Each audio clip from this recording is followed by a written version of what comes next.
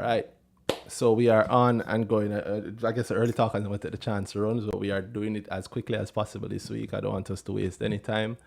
And so we are up. So welcome everybody to what I feel like. Can you hear me, Danhai? Yep, hearing you. All right, perfect. Welcome everybody to this week's Brick Talk. I'm Randy, and the guy on the other side of the screen, if you're watching us on YouTube, is Danhai. It's another week on our Brick Talk, and this week we are coming to you talking about this wonderful topic that we have, stock price pre-BRICK-tion or stock price prediction. Let me just show it on screen for those of you who may not have seen it before. We're talking really about the predicting of stock prices as a topic that Danhai and I have spoken about ad nauseum and we'll probably still keep talking about for a long time because it is an integral part. Yeah, it's how we make money. Yeah, that's the simple truth. It's how we make money. So anybody who's wanted to talk about that, this is going to be your lucky week. What you're seeing on screen, of course, in the lower part of the screen, again, if you're watching on YouTube, is just the topic. Brick Talk, stock price prediction. I was staring at it earlier and saying to myself, there's almost certainly somebody will come and say, you cannot predict stock prices. Yeah, maybe not. But it said that it's impossible. So how dare these guys? Because yeah, that is 100% true that we have heard that over the years. And you can hear Warren Buffett say, no go so. Despite Warren Buffett also saying, hey, I make good returns on investment. That is true. In fact, the only reason we rate Warren Buffett is because of his predictions. And he used to do it. Funny how that works. Yeah, a whole lot heavier back in the day. Yeah. So him start say, I don't care about the stock price, And then people start following that as gospel. But then, how often after that him saying care about the stock price? Yeah, well, you know what? Him do always seems him act like him care about the stock price. But yeah, well, let me get some of the housekeeping out of the way before we start. That is true. That is actions that I use to determine that too. So let me get some of the housekeeping out of the way. Welcome again, everybody. If you're watching or listening to us, this is on our Brick Talk this week. Again, we're talking about stock price predictions or market predictions. And of course, we're talking about anything else that you want to talk about. If you want to join in, you want to send a speaking request to us on Twitter. If you have any point you want to make, you can use the hashtag BrickTalk. It will come up and we'll see it. Send a speaking request. We'll see it. We'll approve it. We'll have a conversation like we do every week. I know a couple of people sent a couple of messages about stuff that they'd want us to talk about, stuff that they're interested in hearing this week. Listen, the best way to get us to talk about anything, send a speaking request and ask us about it. We'll have a conversation on it. Now, it is a conversation.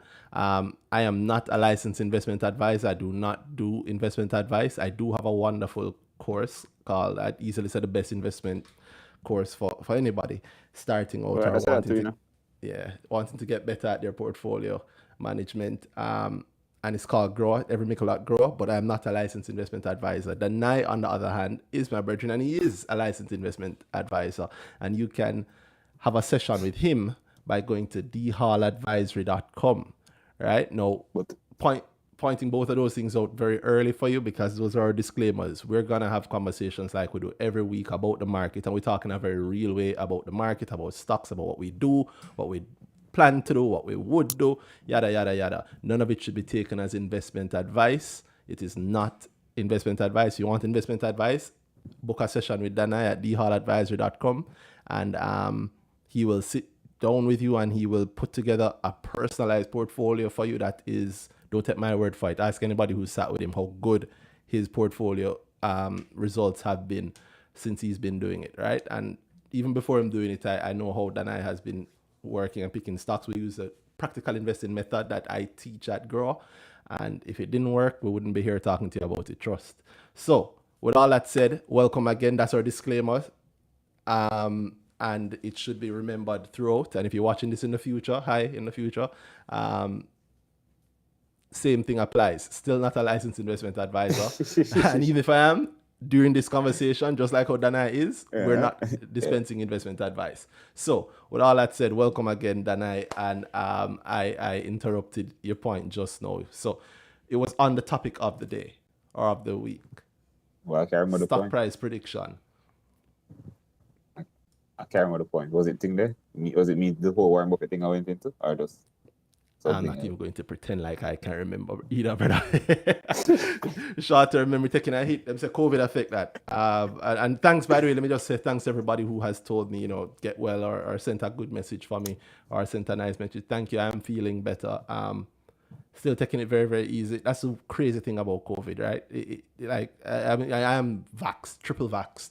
Didn't seem to matter. And yes, I know the vax doesn't stop it, blah, blah. We're not turning it into 2021. We're past that year. But I am very wary and worried.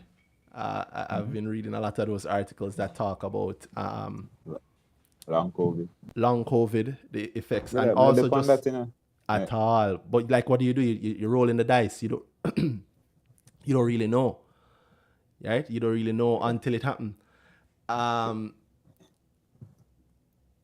I have, it's not even long COVID fear that I really have. You know what I have? Like, I've been reading a lot of things where people have mild cases, and because I think mine has been pretty mild. It was rough at the start, but it petered on very well. So maybe the vaccine worked, right? Or maybe my body just, I'm young enough. So thankful that nothing bad happened. But I've read about cases where people had mild cases and then get something else after. Yeah, or like them scanning them heart, have a whole heap of scarring afterwards. Yeah, so my case was as mild as possible. I know somebody that twice. So the person get it asymptomatic twice. And in my head, I'm like, imagine you go through it 2 times, you get away, and then you go catch it, and then this for life something on top of everything. Better me call up when I drop down. Yeah, right. Yeah, I can't.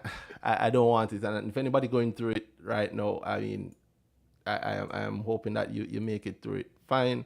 Facts. Hope it's not too bad for you, but yeah, I'm hoping also not to have to join you with it because I cannot take the stress of it, brother. I hear the heart scarring is what really bother me.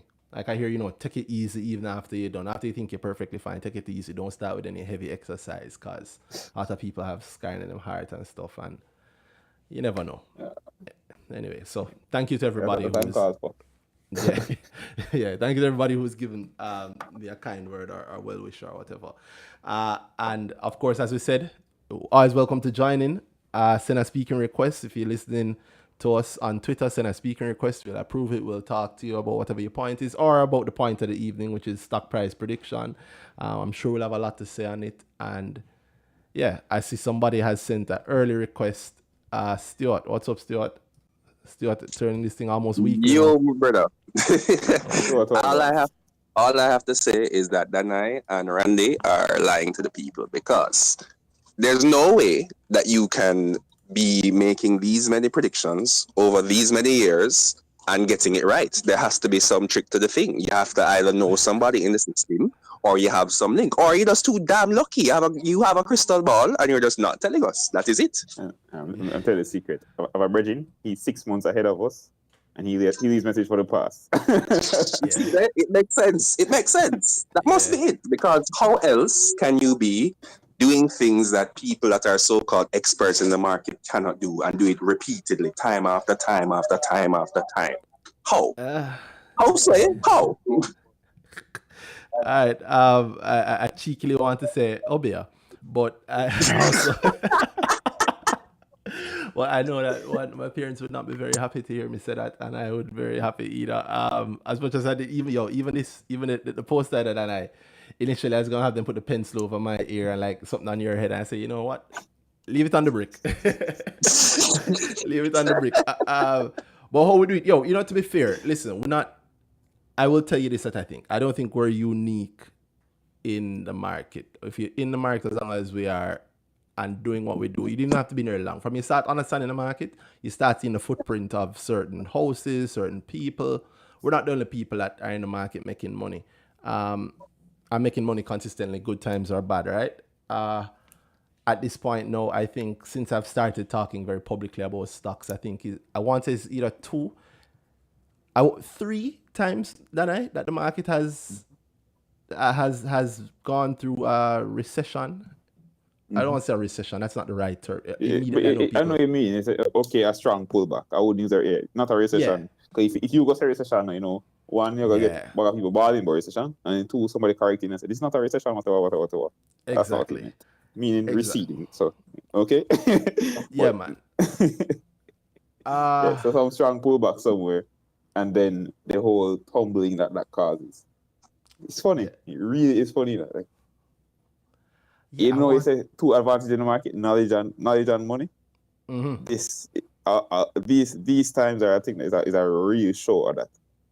Yes. People, one, just ability for it to happen, and then two, people's reaction to it. Meaning the knowledge. Well, explain what you mean, because I know a lot of people might be lost. Not knowledge, because one, if you understand the timing of certain things, then you have a certain level of impact on the market, then you can use that to your advantage. And then the certain level of impact is money. If I sell here, then this is the thing that I always said, the threshold for a lot of money on our market is very small. You can put in an order for, even in some places, $100,000. You put in a buy order, and then suddenly that's a wall. So imagine what the millionaire is doing. And somebody will say, okay, I'm buying 1 million units of this thing, and then suddenly everybody else fighting to buy above this guy. Nobody willing to sell to that person. Because I'm not the one that sells to the order that's not moving. That's typically the idea. Yeah, so just that all psychology from a lot of money is a big deal, right? And can I say this? You said the thing there, the best. Yeah, you said it already. The best thing there, the best profits are self-fulfilling. The best prophecies. Yes. The best prophecies. So, yeah. If you can be very good at predicting, if you can think that you can move certain things in certain places to cause other people to react in a certain way. Correct. In simple terms, if I own, making sure to pick a stock I don't own. If I own a lot of Last D shares, and Danhai has enough money to buy like 10% of them, right? So let's say I have 20 million Last D shares, and Danhai has enough money to buy 4 or 5 million of them, and we agree. I said, Danhai, you want some of these Last D shares? I have Danhai say yes, and I sell him these Last D shares over the course of a month, because I don't want to maybe spook the market with a big order, or maybe don't want to do it, or maybe getting the money in pieces. So every week him get the money every Friday, you know, we do our trade. And he and I agree to a price of $3. or people think we do it, right? $3, or let's say $2.50. If we consistently over 2 weeks, if I'm selling him 500,000 units, 300,000 units, you know, between 3 and 500,000 units every day at $2.50. Last D share price is gonna be $2.50, right? Yeah. Right? And if I know before we actually start those trades that I'm gonna be selling him these shares consistently at $2.50, and I say, listen, I think Last D is gonna fall, then that's a self-fulfilling prophecy, will fall because of what we're doing. And by the way, I should point something out, but nothing I just said is wrong or illegal. It just is the reality of how the market works, because the market is a reflection of what people are doing on it. So if you know you're going to do something, or if you're aware of something that's going to happen, then obviously it's easy for you to predict it. In fact, that's why the law prohibits people with certain levels of insider info from trading at certain points, and sometimes when they have material information, right? So if you have, like, you know, a buyout is coming, you know, a company going to get bought out, and you know for sure, like, somebody told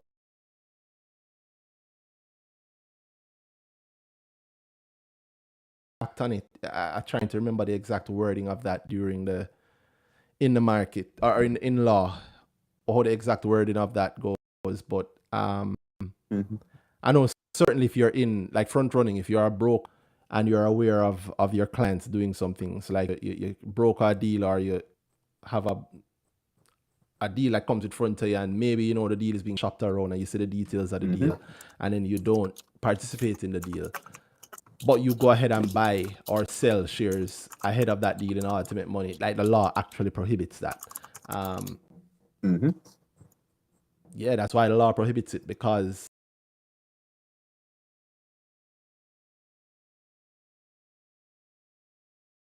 and it's not that's always the case. But the information you have, I never had a chance to get it. It just couldn't come in front of me. Yeah. Like, I got it because I work at this broker at the right place, and something come across my desk and it allowed me to know, blah, blah, blah. On the flip side, something that us retail investors can benefit from, that's why I said one of the superpowers on the market is knowledge. Because if you are able to read the signs correctly, so if you don't have that link, so like I don't have those links, if you don't have that link, I don't work at a broker or anything like that.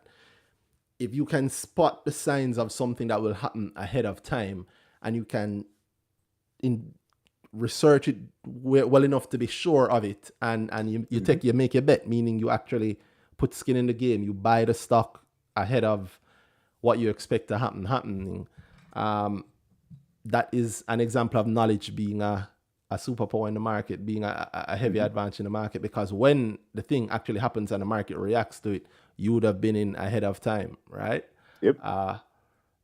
The thing about the JSE is that the market is so slow, even now, that we can be told things directly, and we still just react very slow. Yeah. Yep. Yeah. So I said that, Stuart, to cap your point about how are we able to do this in the market when you know how it must be buck-ups or whatever. It's not buck-ups, and sometimes it's not even impressive. What's impressive is like the length of time ahead of which we figure things out and act on them. But oftentimes the truth is that most people don't know because we don't say it, right? And I found another funny thing. What's that? Our thing that our stress on being exact around timing. So we can figure out something 2 years ago. It's like you saying Barita the dark horse and the thing don't happen yet. You haven't been waiting in Barita for the thing to happen. No, I have not. And it's been years now, right? Because there are other things that you said, all right, cool, it's along me to this, and this is the time for the acting. No.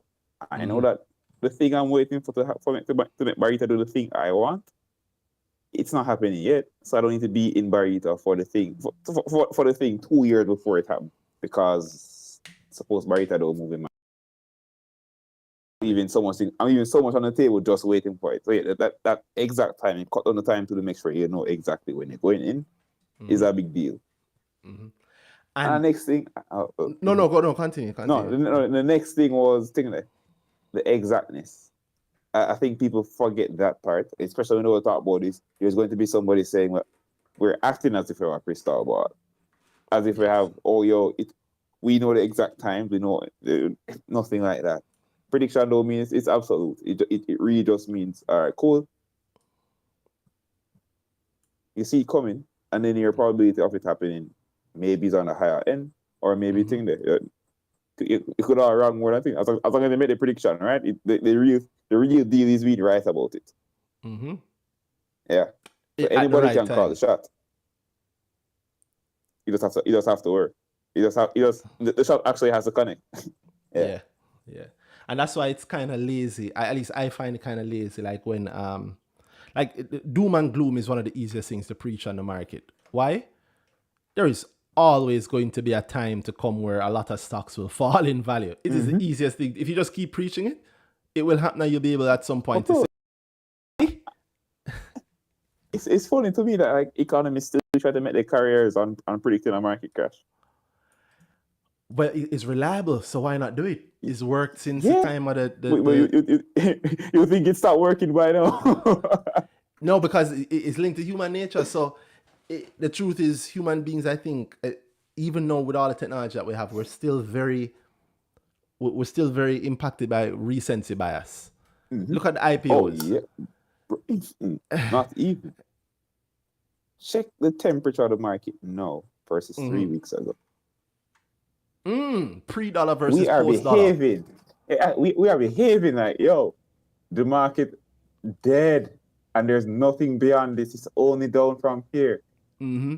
And people start bringing, how much has the recession talk increased just from the dip in the market? But from somebody being fearful and asking, what's the state of the economy? I've gotten that so much. Given the state of the economy, with the current recession, with the coming recession, I get that as a preface to all of our questions around whatever is happening now.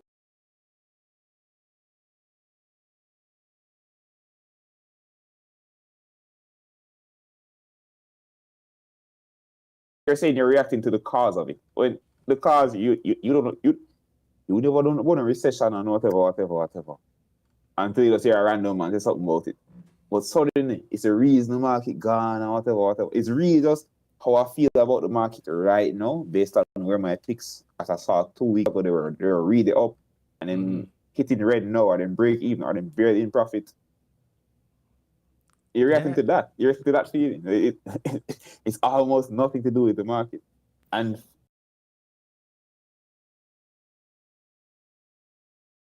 by Q get a hit because somebody there panicking. Somebody there selling at too low. Somebody selling low and low and low. Just I'm afraid of what's going on right now. Mm-hmm. And if you weren't afraid, you dropped to 20. I wasn't afraid at 20.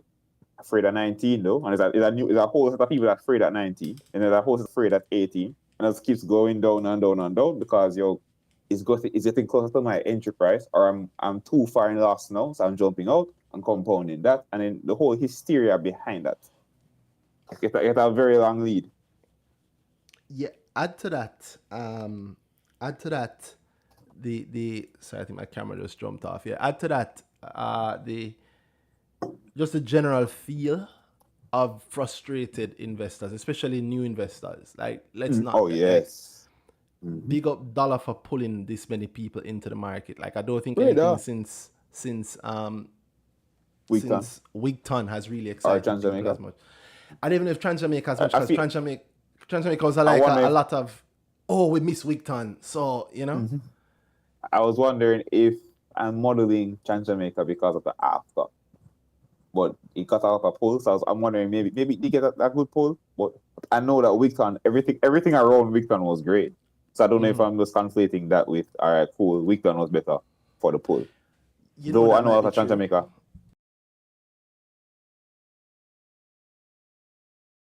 We never know Wigton. People just know the highway. That's true. The toll. Yeah. Everybody was on the toll. I even know we still understand the toll. So yeah. I wouldn't be surprised if we got a nice, strong pull, and we stopped caring about it because everybody else stopped caring because, boy, it dropped. We know they found that for 2 years. Yeah. Well, see it happening actually kind of with Wigton now, right? I saw Chris Berry tweeting about even just some things around Wigton and the same thing we talk about so often, the thing we talk about from day one. And it's funny, even around that tweet, I saw people like, I think there was an insinuation that Wigton is somehow bad. I think it was the same talk we heard first days where the growth is not. Gosh. It's the same fear on the market, and same fear, bro. Yeah, that fear. And as we get closer to the thing that somehow that makes it better, the same talk happening in my. Careful. Yeah. Changing your views is also a superpower. Yeah. The ability to say I was wrong and adjust towards it is actually where the real heavy money is meant to is found, at least for me, because everything will always change on the market. Yeah. Chris Berry's tweet. It was going to be very, very likely. At the moment, they gone and we buy more. Like in my head, in our heads, it was always, all right, maybe it seems to really like this thing, and we would not be surprised. We actually expect them to go forward and buy quite a bit of shares the moment this thing, the 5-year expire, or we get rid of it early. And I think you have a fair point, to be honest. We've been there for a while. And in my mind, one, how much players think there? How much people actually willing to have this? In my mind, be the best time would be now. Yeah. So what's the concern from the government that somebody, but a one man going to take it up? I think at this point it kind of unwarranted. Even be from jump. I would understand like shortly after the IPO, but 5 years kind of enough still. Especially with all that has happened in the space. And they said, maybe they want to raise money for the bids, for further bids and that kind of thing, and just couldn't happen. And then direction is a big deal there. Yeah. So I don't know. Let me bring people up to speed in terms of what we're talking about with Wigton. Well, there's two things, right? So one, you mentioned one of the big ones, which is the 5-year mark, the red wedding date, as I call it, where the ownership, the shareholding is allowed to pass 10%. Like people are then allowed to pass 10%, and only two entities, Mayberry and VM, seem to have shown any interest in passing that. That are getting close to that point, right? Big up sponsor, by the way, mymoneyja.com. I should point out that we do have it's our 1 year anniversary. I'll talk about that maybe a little later on too. It's a 1 year anniversary, and we do have a few things planned. We started off very quiet and offering people 10% off, and I see how many people quietly jump on that opportunity to get 10% off. And it's not just 10% off for 1 month, it's for the full year. And it's very likely that at the end of the year, it'll be our year 2, so we are gonna have something else then. But yeah, big up my money JA for this feature that you're seeing on screen here, where we can take a look at Wigton's and all the other companies on the JSCs, their shareholdings, the top 10. So Mayberry is the number one at 10.1, and VM is at 9.56. The closest is NIF, which is the government, at 6, a little under 6.5. And nobody legally is really allowed to pass the 10%. And there's a lot of steps that you have to take even as you approach the 10%. I think is it 8%? Start reporting and things. Yeah. Yep. Yeah, a lot of steps are in there. And I wonder what the thinking was at IPO. I understood the thinking at IPO in terms of limiting it. I think that was actually a genius move. But I don't know if the 5 years was 5 years, heavy, man.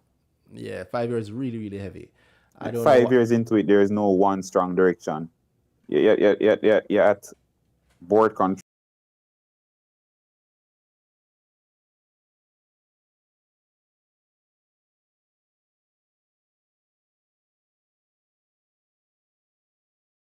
Be changed. There are ways legally that it can be changed early, but regardless, I think you hit the right point where that there is a lack of direction. I think there's a lack of a clear party going, this is that I am running this thing and this is where we need to go. Not to say that they don't have leadership in the company. I'm sure they have great leadership. The managing director is doing stuff and blah blah blah. But there's nobody who has, listen, this is my horse. I mean, the biggest owner is MJE and they're 10%, not even associate stake, right? And so that's why I brought up Chris Berry talking about, the second thing he's talking about was the second thing he's been talking about is, with regards to Wigton at least, is the first farm, really, the very first farm that started off Wigton. It's pretty much at the end of, and Wigton needs to get a second. The phase 1 needs to be. Phase 1 is what they call it. If you do the research on Wigton, you understand what that is. So phase 1 is needing a refit, as he puts it. A OUR approved refit is what he's looking for. Otherwise, profits will submarine and the stock will probably go to about 15 cents per share. Now, if the number one shareholder in the company, if the number one shareholder in the company, Lord, I allow my mouse to click carefully. Amen. If the number one shareholder in the company is saying that he thinks that if the phase 1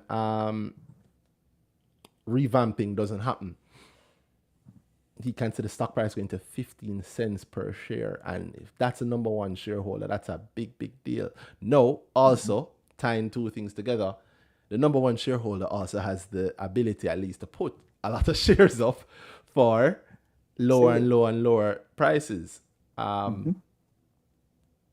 Would they do it? Yeah, I would wonder. In my mind, is he willing to sell at that point? Just to say, all right, cut the loss, because I figured that the loss at that point will be stronger than that. So, and you start having to lean to, think about that. At those bigger levels, the value talk becomes much different. Completely different. Yeah. All right, I'm very fine leaving at 85, at 15, because without this thing, I think it can be worse. Yeah. I'll be getting much less over the time I was looking to hold it anyway. So I'm leaving here, cut the loss, and go. Yeah. Yeah. Yeah. I might be willing to take. He has the, as I saying, he has, if you see him, but I'm sure you'll say that there's a team. It's not just him running MJE, but they have the benefit of MJE is not just Wheaton. Wheaton is not like their biggest holding, right? And if you go and check again, if you do the research, if you check like what it would have cost them up front and what else they own openly. I would have spoken about owning. Can they afford it to have this money sitting there stagnating, or is there not a better place to put that money? I talk about that all the time too. I actually did an advanced grow on that a couple of months ago, or was it last year? Where it's talking about when you're handling your money, your own money like a fund. You have to make decisions like that sometimes. Like, listen, yes, this could be great if I have my 200 grand here, or 20 million, or 2 billion, whatever it is here. But if it can't perform in the way I need it to, and it being the security is being restricted in how it can perform, then I might have to just bite the bullet and go somewhere else. No. Is he willing to do that? I don't know. Only he can say, but I can tell you this. Mayberry sold the hell out of Carib Cement. And that was just a couple of months ago. So I'm taking that to mean that, they are willing to make big moves whenever they are. No, if the value is not there for them, then yeah. Or if it's part of a play, who knows? Because I've been looking at that Carib Cement thing now with fresh eyes, and I don't know. You saw the Carib Cement dividend. Not a dividend, right? What do they call it? I know. It's a dividend, bro. People want it to be a dividend so bad. So it's it's a lie you want to believe, and it might very well be a dividend, right? It can well be a dividend, but that's the important difference, isn't it? What's that? It can be what it is that it can be a dividend. Yeah, it doesn't mean it is. Same like the last time we could have had a management fee. We could have had that fee being placed on us. We can have a dividend. Yeah, the royalty fee. Yeah, royalty. Yes, that's the word. Royalty fee. We could have had it if it wasn't set in stone until the shareholders voted on it. So now we have a dividend possibility. I laugh to myself because I think they want to give us dividend for one. I'm scrap that. Want? I think they're going to give us dividend. Want? I don't know about that one. I think the first, the real dividend is being paid out.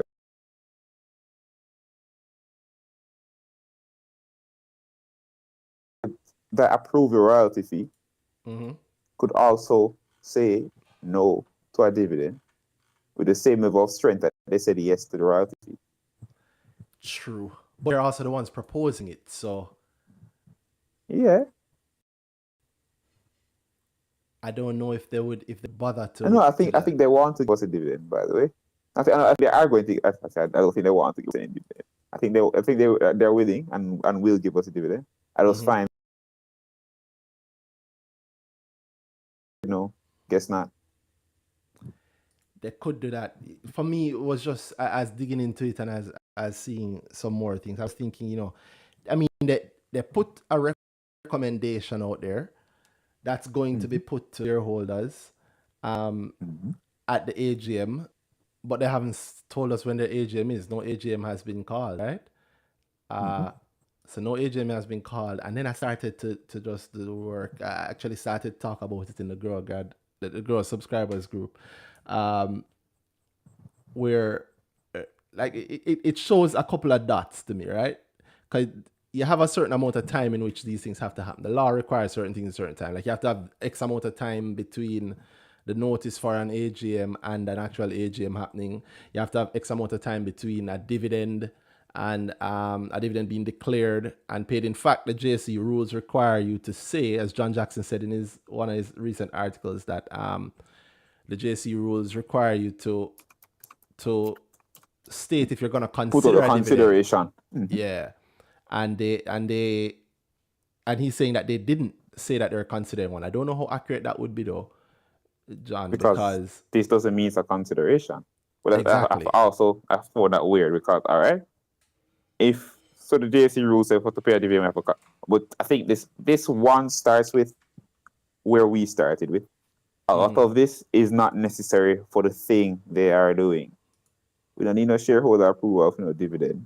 We don't need no meeting at AGM where it's just okay, the board considers, the board decides, and it is paid, as far as I'm concerned. Right? So we're here now with this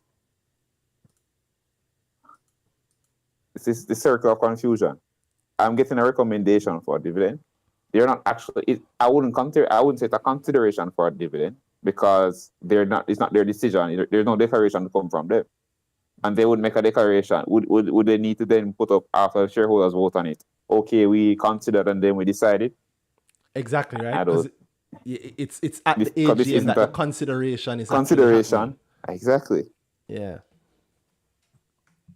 And you notice that the wording of the thing is just not.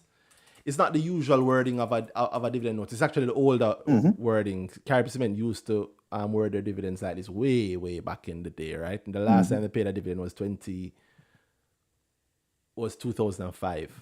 Also, I see John Jackson saying 2004 a lot, but I went and checked and it's 2005, unless my memory is fooling me, my records are fooling me. But 2005 was the last time they paid it. And they declared it the same way. They did that thing where they kind of do the recommendation and it's at the AGM. And then at the AGM, it's approved and blah, blah, blah.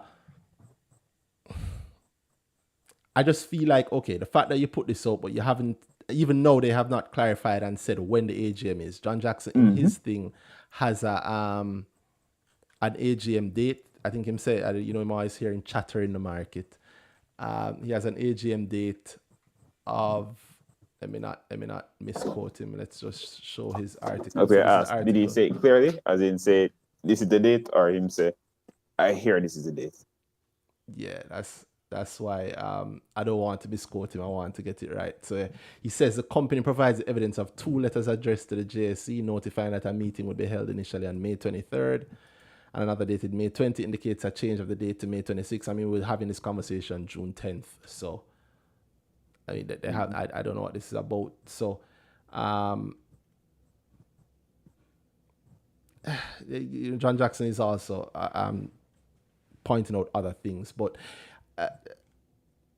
I agree with him in that there should be some clarity on what it is. But then again, I'm also not the policeman of the market. It's cool if he is. I think the policeman of the market is the Armad division at JSC. But what Gleaner July 19. They've said that in the Gleaner? Such a thing. The thing that I'm thinking about is... the recommendation follows a board meeting on May 26th and will be placed before a shareholder who has his upcoming annual general meeting set for July 19. And that's in the Gleaner. I'll say in the article, yeah.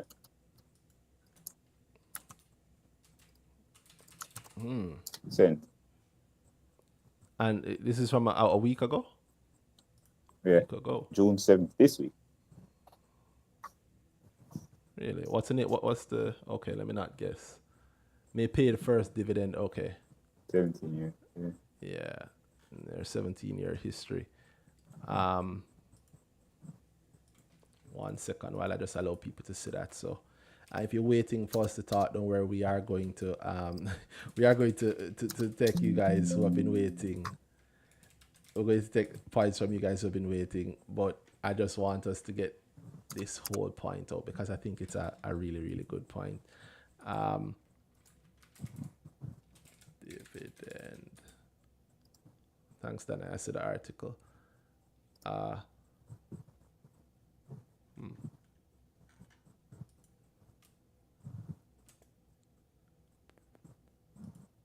So this is the article. Carib Cement may pay the first dividend in 17 years.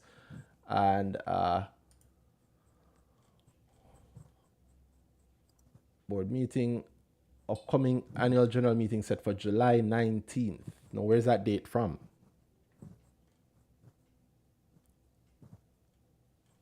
That's what I'm wondering. So, yeah, so where they get that one? I don't know. July 19th. I don't know. And if you go into the rules of what is required to have an AGM, there's a certain amount. I mean, granted, I think this is enough time, more than enough time. They still have time to put out the notice for the AGM, if memory serves me. But the question that hits me immediately is why put out the dividend notice? Why put out I believe they put out their annual report, but you haven't put out the actual AGM notice. And then it makes me wonder, like, you put out AGM notice, you might have some resolutions in there that might be interesting, right? Yeah, so that's the thing. Like, so, and this would make up a resolution. So why put this out separately? Yeah. I don't know. So I'm thinking that maybe it's, some resolutions.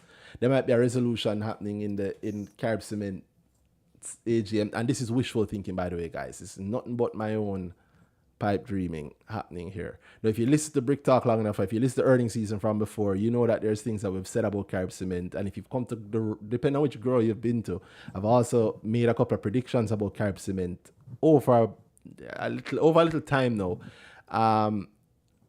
and some of those things would require an AGM for them to happen. And if it was to be at this AGM,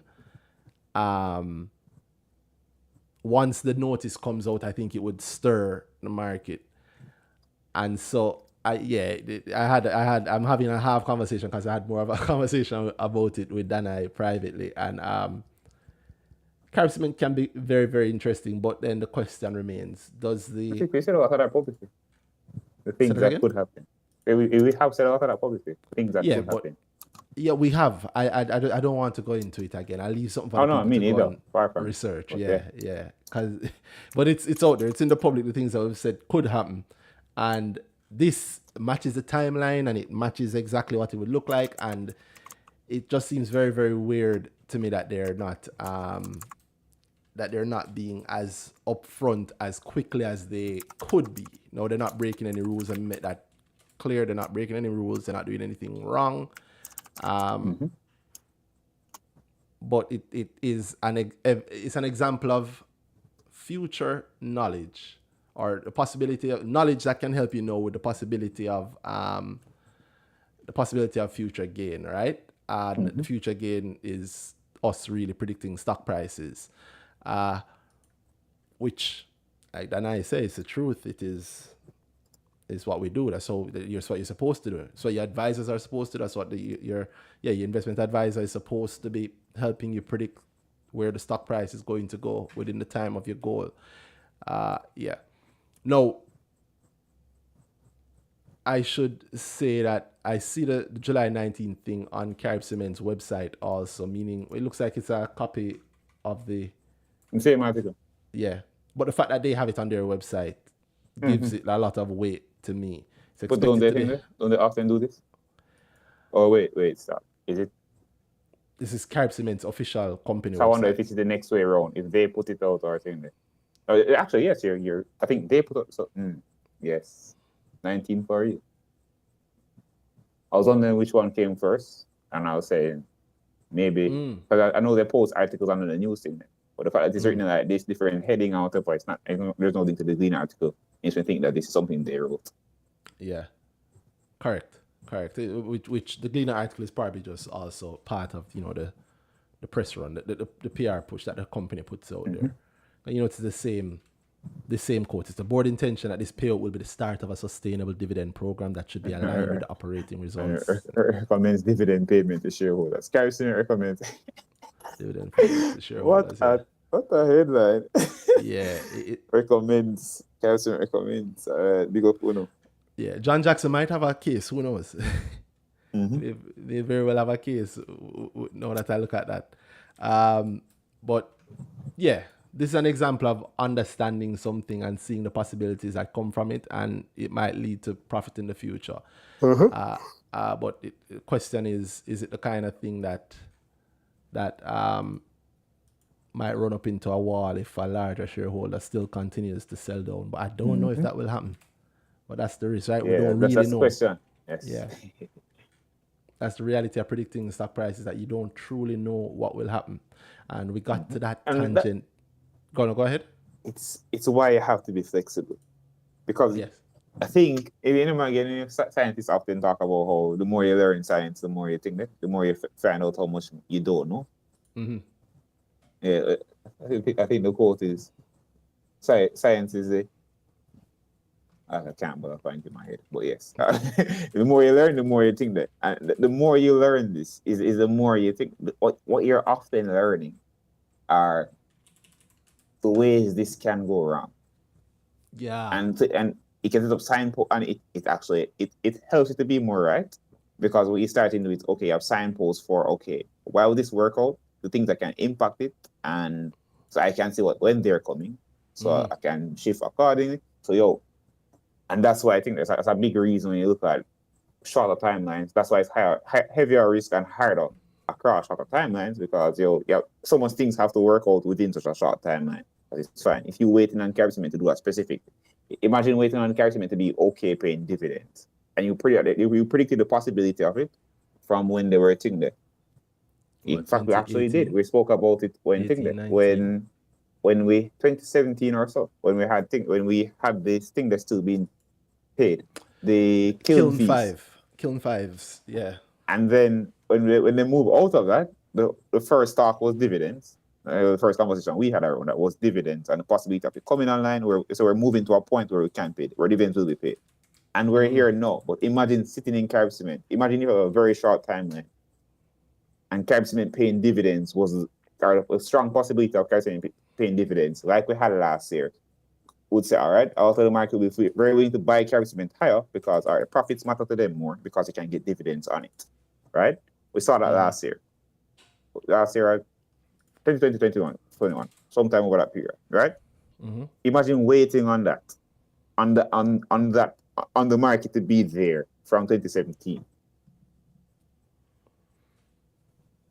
Yeah. I mean, that's like if you have a really short timeline, it's like, all right, this don't work out anymore, right? Yeah. As much as I predicted, as much as I think that it have to work in this short window, and this short window is now in 2017. It's not happening. Exactly. I see Matthew Press on Limit Breaker on Twitter say that it's an example of that could be a good example of that could be Cygnus, and I get the same. I get what he means, because if you're thinking about it, it's not that people tend to go into stocks like Cygnus, or any stock. The typical, especially a beginner, tends to go into it thinking, oh, is this company good? Right? We have that idea in our mind of a good company. And it's a great company, but that don't mean nothing for the share price, right? That's not what one thing. It's a good company at $1. It's a good company at 1 cent. It's a good company at $100. Exactly. Or it can be a bad company and the share price. It can be a bad company and share price. Yeah. Exactly. It don't work so. It's a heavy thing, and then we do things like that where we're not we. You know what I'm talking about? The idea that it's not a good company, so how dare it rise? Or it's a good company, how dare it fall? And the truth is, no one actually thinks like that. And the person saying it, I don't think they actually believe the price should be going up on the basis of this is a generally good thing. Because then you see them are contrary to that. When you ask them about their value chain, meaning what would make you buy a stock higher, it's never on the basis of good company. It's okay, profits are going up or whatever. It's all something like even that. So that's another. I'm not saying anything about this company talk. Yeah. What is a strong balance sheet? Give me a definition of a strong balance sheet, please. What does it mean actually? Has real estate. Low debt. Has real estate. And asset to debt ratio is at a level that they like. Sounds very subjective. Yeah, it is. I wouldn't use words like I know, but I wouldn't use words like strong then, would I? Yeah. So they okay, it's a good company. It never move a stock price yet, and everybody knows that until you reach a point where I really want to believe the price should be moving up. So my reasons for that, I really can't see a reason outside of it's a good company. The price should be higher because it's a good company. JMB should be higher. It's a good company. JMB and then the PE low. It's a good company. Suppose nobody cares, and that's the thing, you know. We often forget the human part of the market when the human part is the market.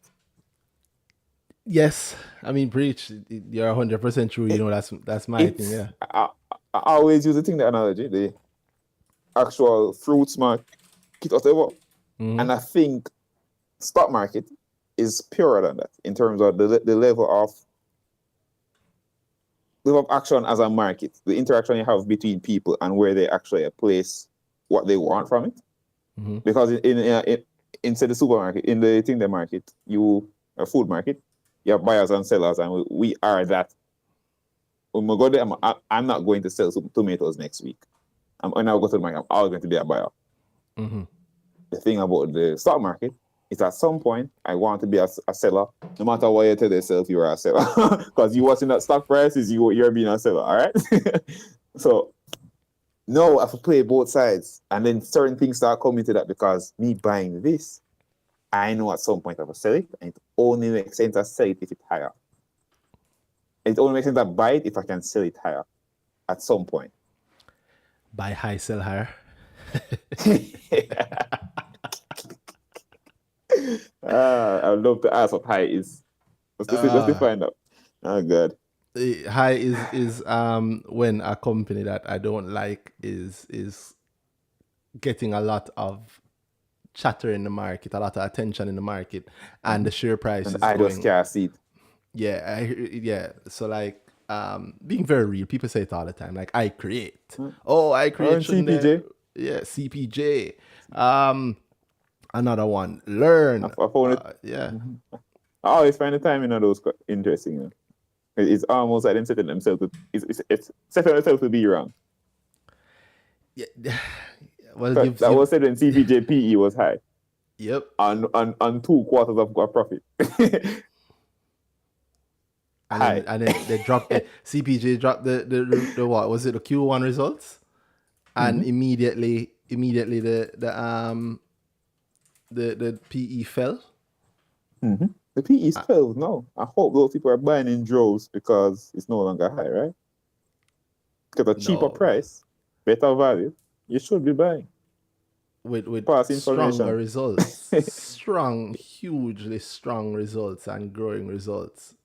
Look at that. It almost never works out despite it didn't. Some people buy for the past. And you can never predict if you're. That's the essence of prediction. I have to know the thing that's coming out to get my company to move the way I want. So if my determination of value, say I'm a dividend investor, right? And I think dividend investors often use it as a way to not think about the market. They often have very weak picking bases. And I mean not people that just come into it and want to be, what they want from the market is dividends. They don't really, you tend to see the idea that, all right, I'm going for either a high dollar figure, or if I'm doing it right, I'm looking at a high dividend yield, right? So I want to from jump. There's no, all right, I need to go look on the company and figure out maybe this company will grow by X over X period of time, so the dividend is going to be nice. I don't know that, right? Imagine doing that, and all you've ever done was a report come out. Is it good? The report come out. Is it good? What's the PE today? Because the report that will come out next month, I don't care about it. It's the one that gone. So the PE today is what matters. Imagine we're doing the same thing. Just, all right, cool. We want the stock price soon. And we figure, like if a certain report comes out because the level of profit there, or just the expectation that this level of profit is going to be there, has the stock price moving. I would think people will react to that doubling profit because it will surprise a lot of people. It's the same thing. I need to place my bet on the future value of the company or something happening in the future that would think that if it's he can get away with, as I said, right, use the dividend investor example, because the week basis is because you can get away with that. You can go, you can check carriers past reports every single time it come out. You're not really making a bet on the future because as far as you're concerned, I'm gonna get a 7 to 10% dividend yield every single year, more than likely, and I'm fine. Imagine going through COVID and then doing that. When let's say carrier was impacted to the point where the dividend yield fell. You get a 5% this year, but because you sat around waiting for carrier's dividend, you sat around waiting for the reports to come out to tell you that, boy, I think not real, so good, you know. The profit will go lower, and I'm going to get less dividend this year. But them can live through that because they're going to dividend same way. As much as them say whatever is a benchmark, as much as they say maybe 7% dividend yield to benchmark, they will take the 5 sometime because they're not really curious. Some of them want the dividend hit them account. Who has a 7% dividend yield benchmark? Nobody. I'm used to that example. You know anybody that's in the dividend investing and have no benchmark? No, that's another thing. Always I'm just gonna buy this dividend. Just say I'm a dividend investor. I'm a long-term investor, but they've never really checked. They've never really measured. They have no clue. Oh, I get dividends. I get good dividends. What's your yield? Yeah, no clue. Bro, I can't tell you the amount of people that have that JMB preference share because them advisor, them broker say, yo, we're selling some. You want any? And they tell you it's a good thing and why you should have it. Yeah, I can't tell you how often I see it, and then I ask, you're getting 7.35% return on a yearly on most of their portfolios there, right? You can't be looking for 50% return if the only place you can target 50% or more is on 25% of your portfolio.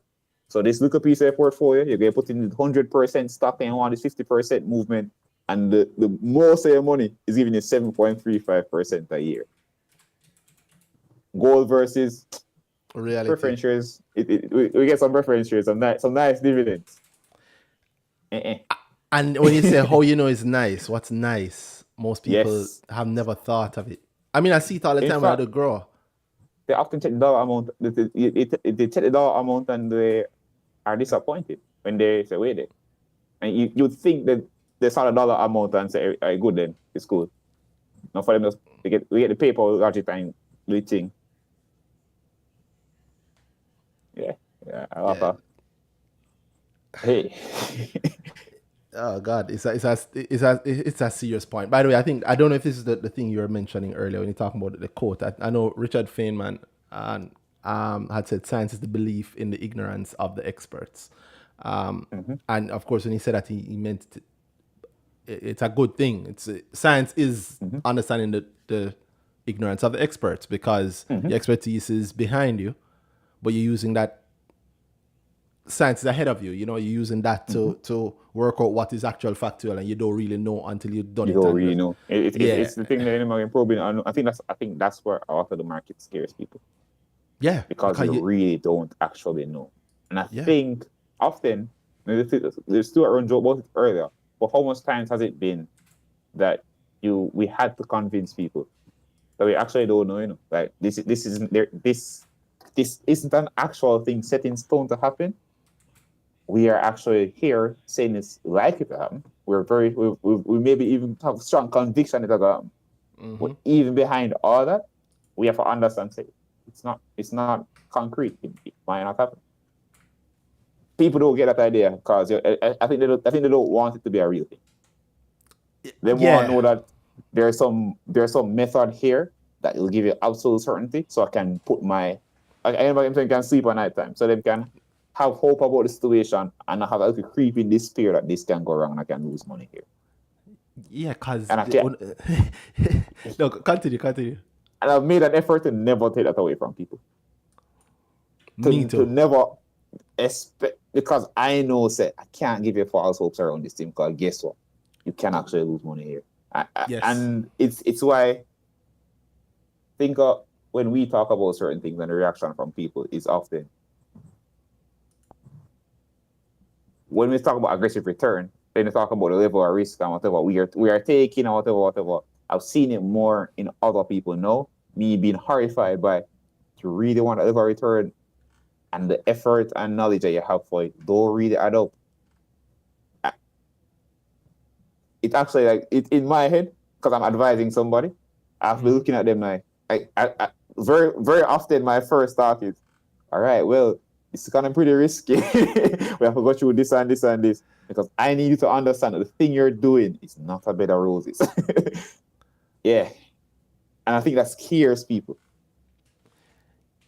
And I often follow that up with, I'm not trying to deter you. I'll never tell you a goal. I'm not trying to deter you. And honestly, I have to make you understand that this situation is a real thing, whatever. And I hate hearing it sound like, yo, I shouldn't do this, you know. This is kind of rough. This is kind of scary. Do not do it. I hate saying it, because it often sounds like that to me. Just, yo, you have to hold back a bit, you know. I know you're thinking this. Like, no. Try it. Go for it. But just understand that what can happen is very real. Yeah. Yeah. At Grower, I get into it, and it comes up. It throws a lot of people, because the same thing. You're talking to them, and it's like that moment where they realize that, and you can see they realize it, and then they immediately reject it because they don't like it. That, no, you sound so confident. You know, like, how you know the thing. And I explain to them that, no, I don't know the thing. I know very, very likely what will happen. And that's why I tell myself, I really don't know. I don't know. I don't know with 100% certainty. I'm trying to get to a certain level of certainty that makes me comfortable to put money down. Okay, and I'm exactly saying to them that, yo, your broker, your rep is supposed to be doing the same thing for you. You're supposed to go to your broker and say, yo, I want to make 50% on top of my money in 2 years. And then they should put together a portfolio for you that will give you 50% on top of your money in 2 years. And if they can't do it, if they say that's not their job, then you need to find a different broker. Because that is their job. They're supposed to predict share prices for you. When we play devil's advocate, they're salesmen, right? Yeah, that is true. That is true. So like I made a tweet earlier today about, you know, how the latest IPO dollar is showing up a lot of people. And it's not because a lot of people are new. I also clarified that the Stonks JA, still one of my favorite accounts on Twitter. Stonks JA had a thing about, you know, how you can always tell. Yeah, you can always tell. IPO investors. Yeah, exactly. First right. time. and for me, like, I wanted to clarify, because I realize when I say stuff, sometimes people take it differently from how I mean it. So I want to be clear on why it is that. The thing that's bothering me is that a lot of what you think of as the experts are saying the same thing. The same exact thing that you as a beginner are saying, and them don't know. And I like, we say it as joke, but like when I talk to my broker, when I talk to the brokers, I don't do it very often. Them ask me what... Exactly. Oh, go ahead. Them ask me what you think is good in the market, and I'm not joking. They mean it. They mean it, right? And I'm thinking, it's like I go to the doctor and the doctor say, so what do you think is like a good routine I can do to keep my health up? Well, bro, what? That's funny. I didn't even like I'm broke on no more, because I'm calling my phone to ask me picks. I'm not joking. Like, and even before I started this, but no, they did blatantly, because they're not in front of me or anything like that. So, but yeah. And that's a crazy idea to me that, brother, in fact, as much as you think I'm an expert and whatever, this is your job for me. It's not the next way around. I'm actually paying you. Yeah. And it's a crazy thing. And I said that because I want people to think about, like, it's not to show people up. It's like you need to think of what I call, you know, second order thinking. The people that are just as lost as you. I used to make the joke that, yo, my parents couldn't help me with learn how to manage a credit card, because me and them get the credit card at the same time, right? Right, because of that gap that happened in financial power in Jamaica that by the time I got a credit card, my mother had also gotten a credit card. So we were both learning how not to get burnt by a credit card together, right? And that's as bad as it is. That's life. That's your parents. You don't have any control over that. But how many of us talk to a financial expert or somebody we think is a financial expert, and they are saying the same things that you're saying, but you know that you don't know nothing. But it so often happens, but because the person don't know, they don't know. Or I don't know if they don't know, or just where they are in it, or where they place the expert, them don't get at the person saying, yeah, no, we don't really know. You get me? Like, yeah. It's NCB going to split, and the broker said, I think so, you know, yeah, man, no a long time them do whatever, and he's saying the same talking points that for the reasons why NCB going to split as what you hear in the streets, and you still not have you still don't feel confirmed about it. You're going for confirmation to this guy, and he's just repeating the same thing back at you with him talking. Him sound different. But you take the confirmation because I'm talking to an expert, right? And that's where that's the thing that I wanted to. That's the thing that bothers me, because it's the people. Mm-hmm.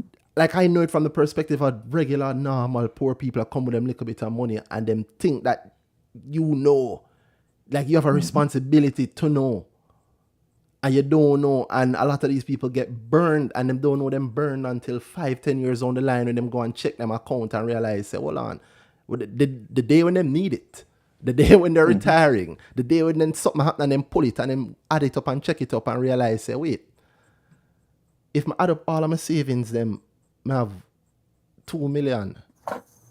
I'm going to check what I pull from this account for the last 5 years. I have 2,060,000. But at 5 years, in 5 years, all you get me was 60,000.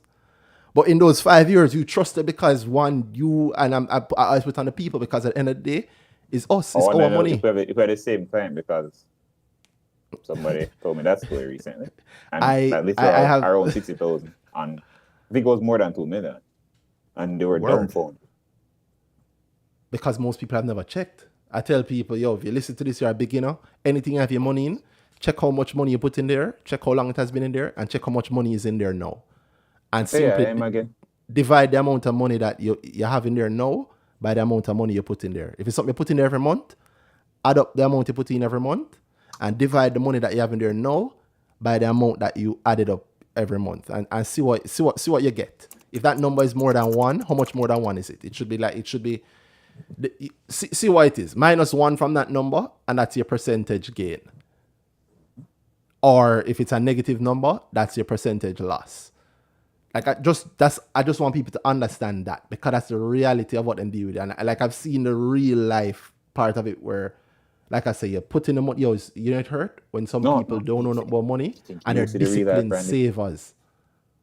I tell you, I've been saying it for a while. I think somebody obvious the financial sector with 2%, because 10 years investing, 2% on your money. 16 years investing, 2% on your money. 5 years investing, 2%. And I wonder how everybody is saying 2%, right? But it's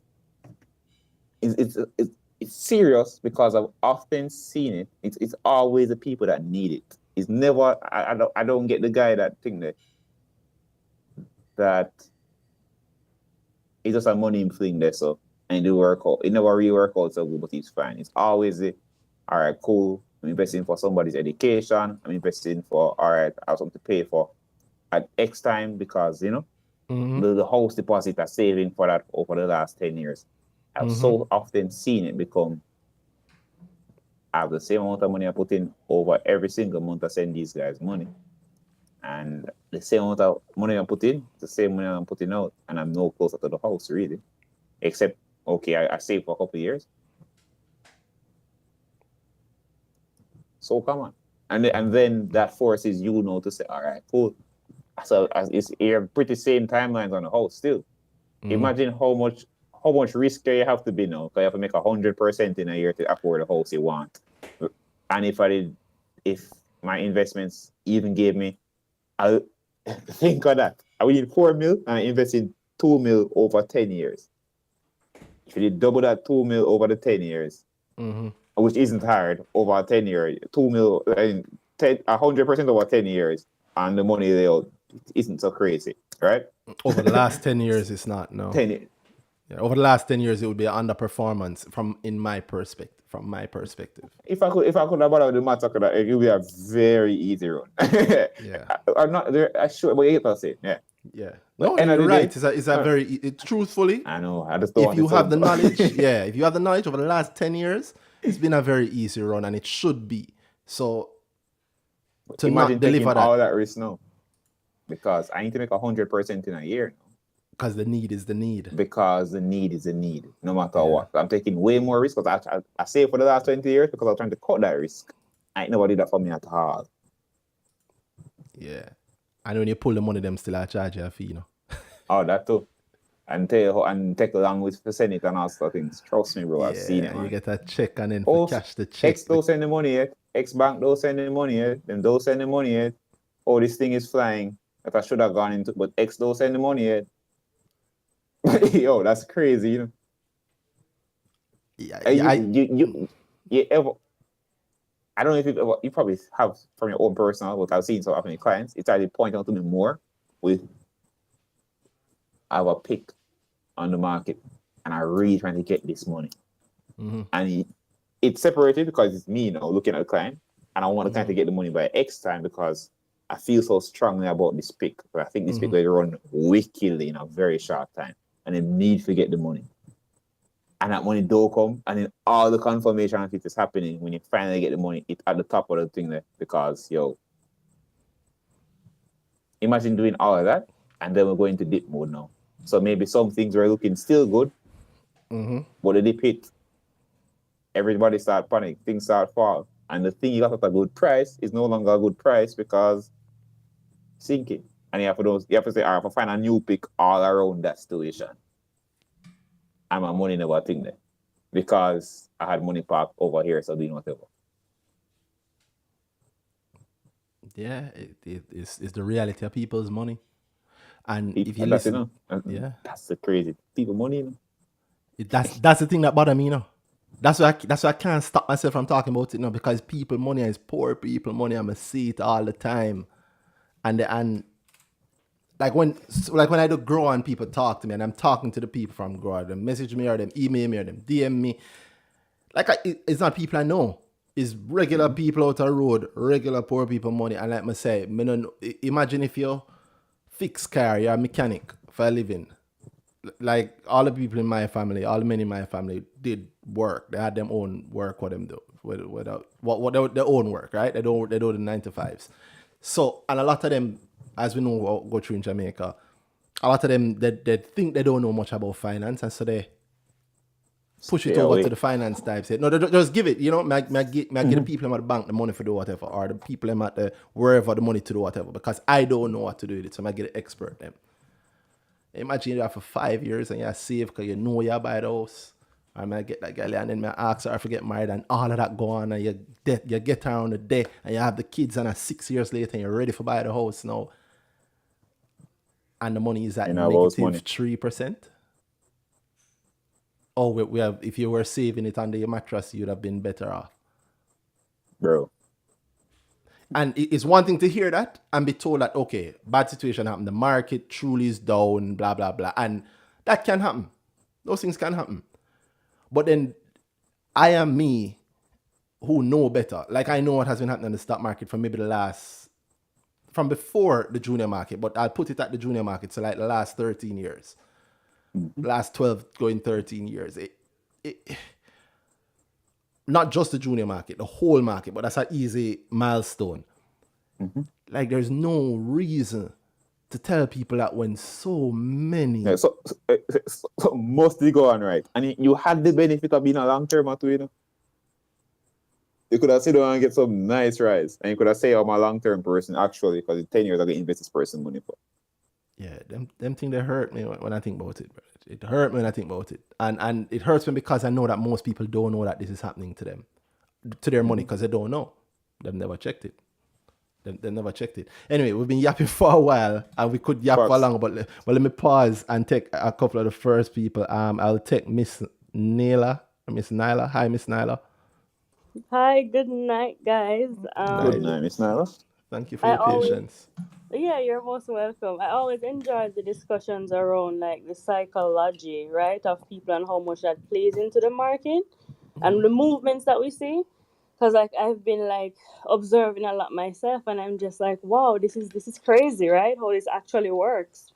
And so I have two specific questions, and I guess I'll just start with the talk of the town now, this dollar IPO situation, right? And how many more investors that it has brought, to the market and stuff like that. And I was just, thinking to myself, I guess no shade to anybody at all, but like I was just like looking at all the write up about not just dollar, but like the and the previous IPOs that we've seen as well. So we've seen Learn, we've seen Spurtree, they've all done pretty well. Um, and I'm just like wondering, is so for example, more recently, Dollar's success or Dollar's oversubscription really a vote of confidence in the company and where it's going? Or is it really people seeing how they can triple up our money real quick and just running in, everybody running in? Like, what is it? Can we decouple those two things? Does it not matter? Like, cause Yeah, I like, think. I am I muted? No, yeah, you're you not can go muted. ahead. Go ahead, Danhai. I was going to say why I think of him separately, because my level of confidence in the company is its ability to make me the money I want to make. I don't have to buy dollar with the idea that I'm going to sit there for the next 10 years because I believe in Kadeen's leadership and whatever. I can believe in dollar because dollar is going to make me X amount of money in X amount of time. And that's why that to me, those are the best reasons to believe in dollar, I think. And X amount of money in X amount of time could be the next 10 years, could be 5 years, or it could just be when the IPO lists and I can sell it at $4. But would that really would that really be you believing in dollar though, or would it be you Of believing in course. the other people and their A dollar, gullibility? That's Or dollar. you know what I mean? No, it's not. That's dollar. There's Yeah, that's not nothing. gullibility. That's dollar. Yeah. That's gully. Wow. No, she's saying gullibility. Like I their know. gullibility. Using that word is an interesting one for me. Yeah. So I'll tell you this. That's a very common thing. What I was going to say when he asked was, like what Danhai said, why do you separate it? But I wouldn't ask him why you separate it because I am used to it being separated by Jamaican people specifically. Boy, we don't like each other, you know, brother. We do that. Like we need the aliens to come so that we can all come back together and remember that, yo, we're one people. We don't like each other. We look down on things too much. I don't mean this in a bad way. I don't mean this for you specifically, Miss Snail. I just mean generally speaking. What I mean by that. Yeah. You are saying your question. So let me show you what I mean by that. Your question was, what is like the heavy oversubscription? John Jackson still saying 10 billion. I see him write 2 or 3 things saying 10 billion. And everything else I see say 5 billion. I see Kadeen retweet the 10 billion. So hey, maybe it's 10 billion chased it. But let's say 5 billion or whatever, 5 or 10 billion. You're saying is that 5 or 10 billion that went into it really a vote of confidence in dollar? Or is it really just people who think them can make a money, right? Yeah. But if I think I can make a money, I'm still putting, there are 99 companies on the JSE and 100 and odd securities on the JSE that I could put my money in to make a money possibly in the future. The fact that I've chosen dollar is in itself a vote of confidence. No, I mean, I guess I'm thinking I was thinking mostly on a shortened time scale, right? And you can get a quick return in 3 weeks, and that's why you're picking dollar. Nothing is wrong with that. Don't get me wrong. Nothing is wrong with that. That's what we all want. We all want money, and I want everybody to get their money. I want my money too. But I'm just taking a step back. And I'm just saying, so as you correctly said, yes, you're picking dollar over everything that's on the market, but those are already listed. They're not, well, barring something that you sat down and you maths out and saw that in a week or two a big boom is going to happen for iCreate, you're not going to get the same return on your investment in that short amount of time. So how do you know? Hold on. How do you know that? How do you know? Because again, I mean, you just buy the case for. You can't buy the case for something giving us such a return in a short time. That's how every single return to that level in a short time happens. Well, okay, I guess I guess I'm thinking of, historical Because it's an knowledge. IPO?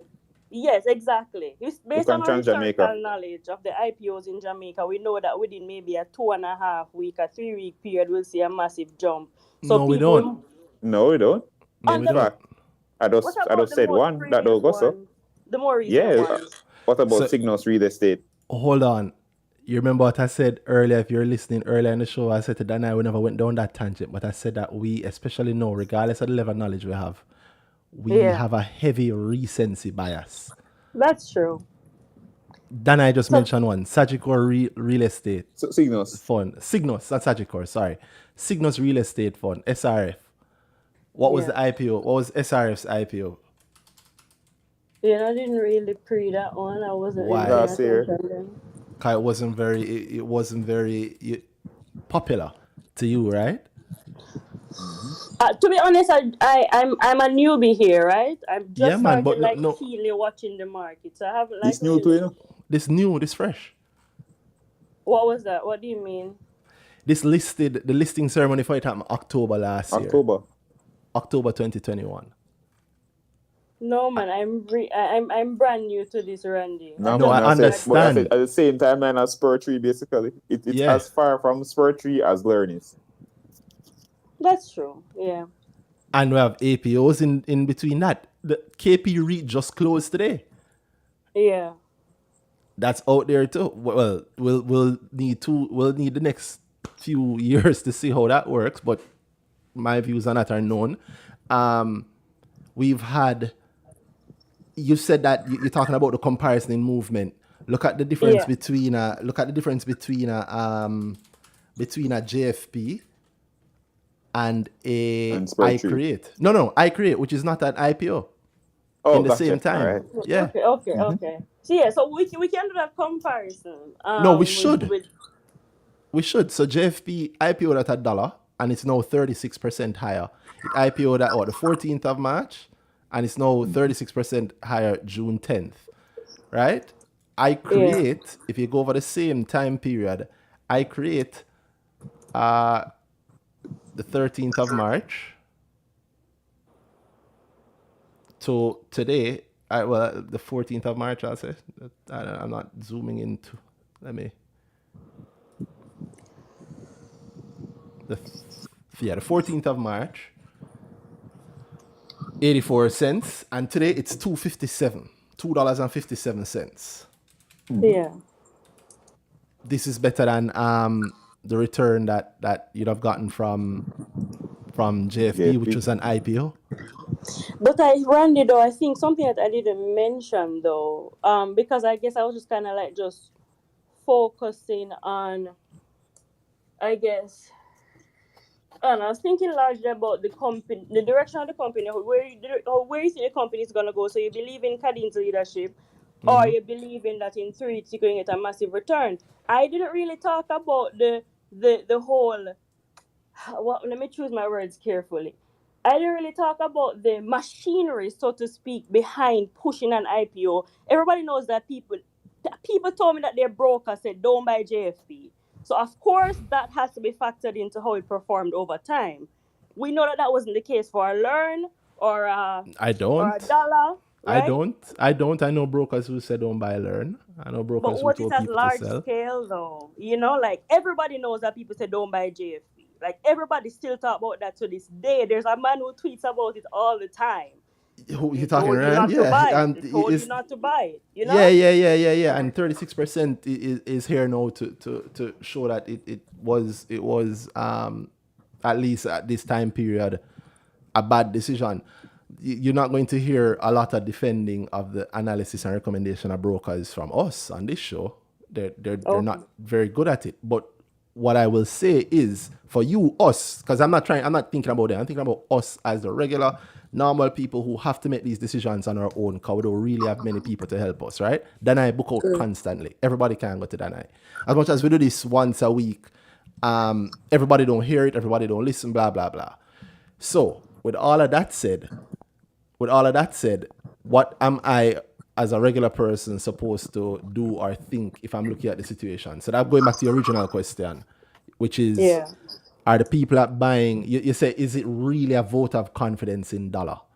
The Yeah. beauty of the market is that it is a vote of, once people took their money and applied in that IPO, it was a vote of confidence in dollar. What that IPO said was dollar as a company is issuing 250 million new shares, and the people who are in the company, the previous shareholders, they are selling 250 million new shares. So 500 million is what them taking in. The people who were in the company before, they want 250 million in their pockets for the work they've put in. And the company wants 250 million to expand and do what it's doing, right?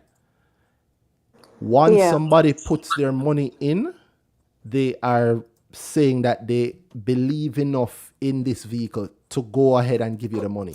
No, why you believe in the vehicle is a personal thing. Okay. And it's going to be different for every single person. So we shouldn't think that, let's say 90% of the people who put their money in were thinking, yo, I can double it in a week. I can double money in a week. Let's say 90% of the people who are putting their money in thought that, it still is a vote of confidence. Because they believe that this company is so exciting that somebody else is going to be willing to buy it from me for double in a week. That's a vote of confidence. Yeah. No, the typical thinking is, but they're not really buy it because them things say Kadeen is doing great and the Guyana move is going to be great and they're going to expand wonderfully with the, let me not give too many dollar points because we can have another dollar conversation later on, but maybe they're not thinking that, they're not thinking around a 5-year timeline, but the market doesn't require everybody to have the same timeline. The market simply requires you to think that the stock you're buying now, the price that you're going to sell it at is going to be higher at the point when you are ready to sell it. That's all it requires for confidence. And if you buy, that is what you are truly saying. Every single person that is buying a stock is saying that. Whether or not they want to admit it to themselves, that's what they're saying. So if dollar is putting out something for 500 million, and in response they're getting 5 to 10 billion back, that is a vote of confidence, regardless of why the persons putting the 5 to 10 billion are putting the 5 to 10 billion. Yeah.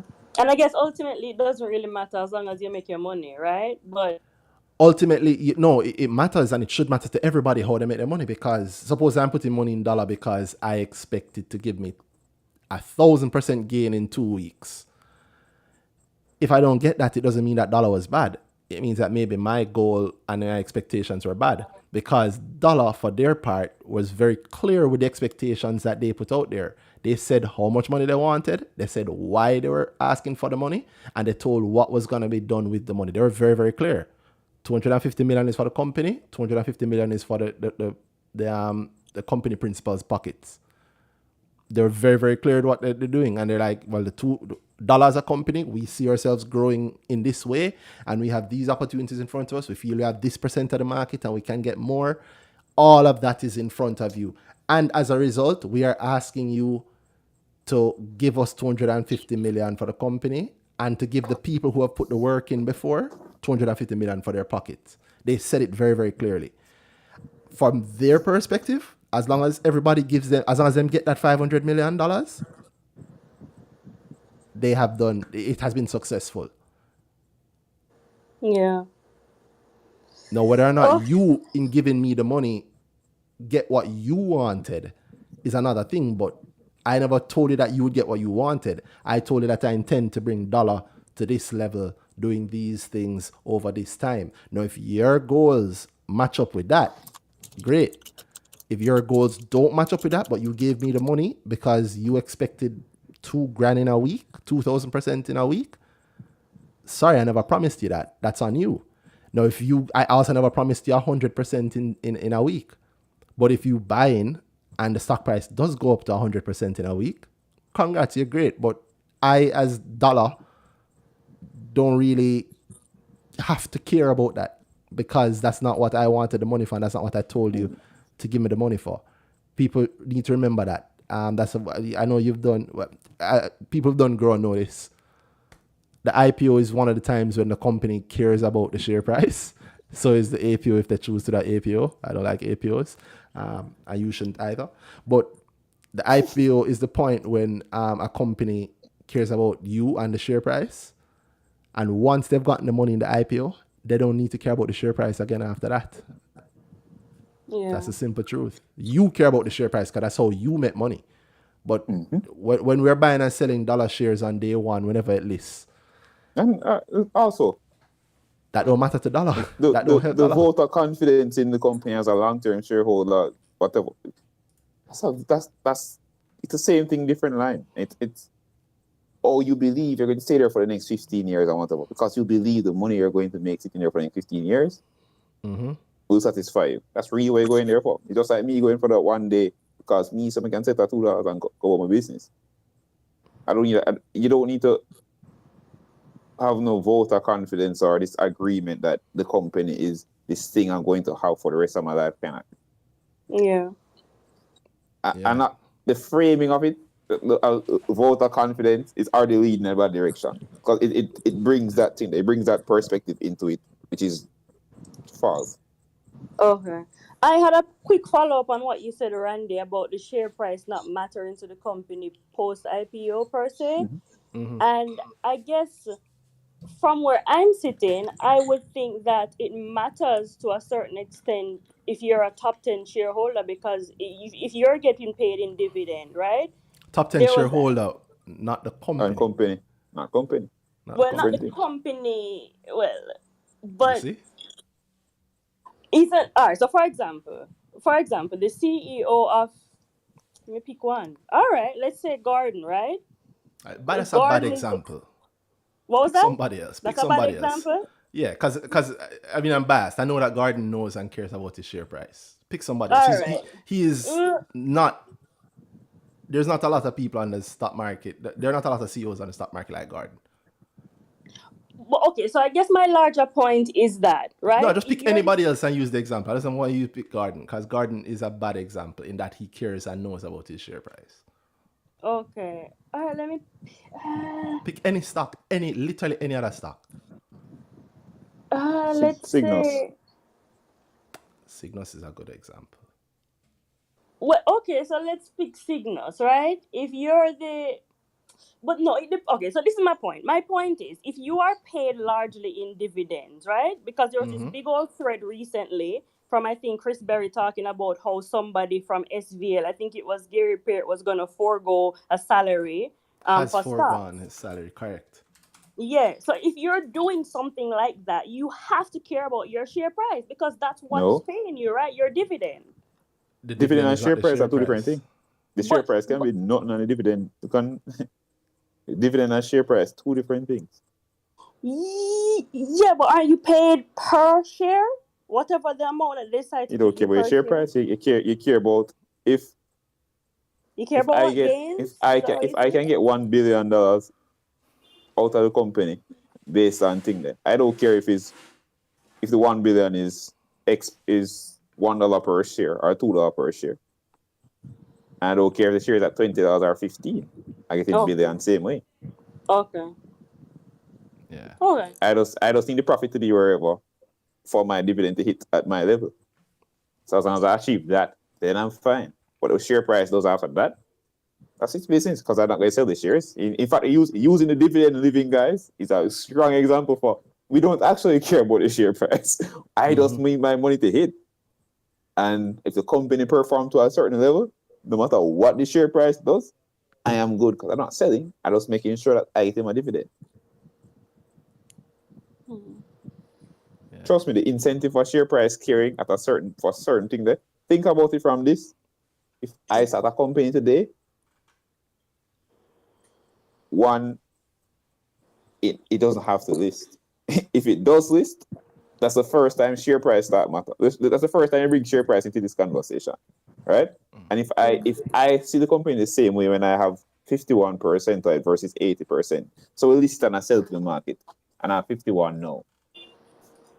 It don't mean I start caring about the share price. Because I did raise money so the money company can start make X amount of money. My dividends are even better now. I have even less because I had the company when it had no share price.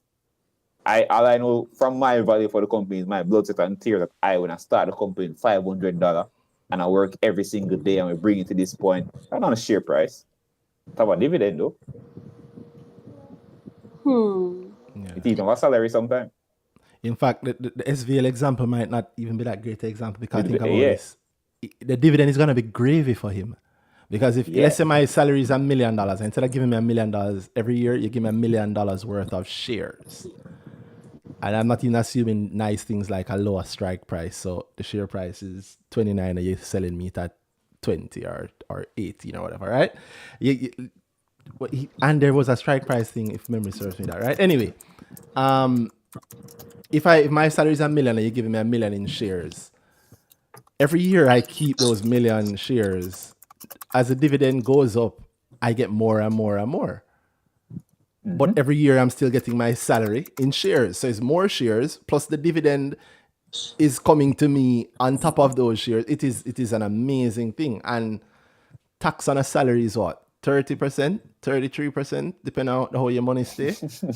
Tax on a dividend is what? 15%? Nice, right? Yeah, but that's a smart move.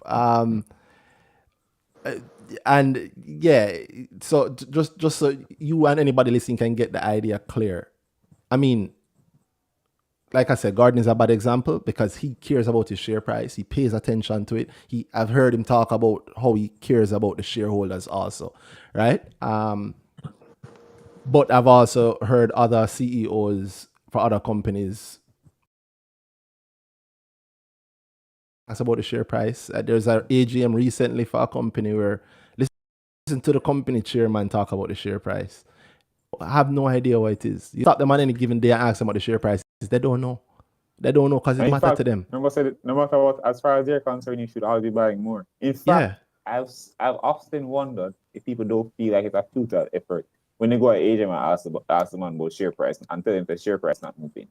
What do you think that? What do you think the next step is? You think the board is going to be like, oh, such and such at the AGM had a really good recommendation that we do such and such for the thing there, for the share price to move?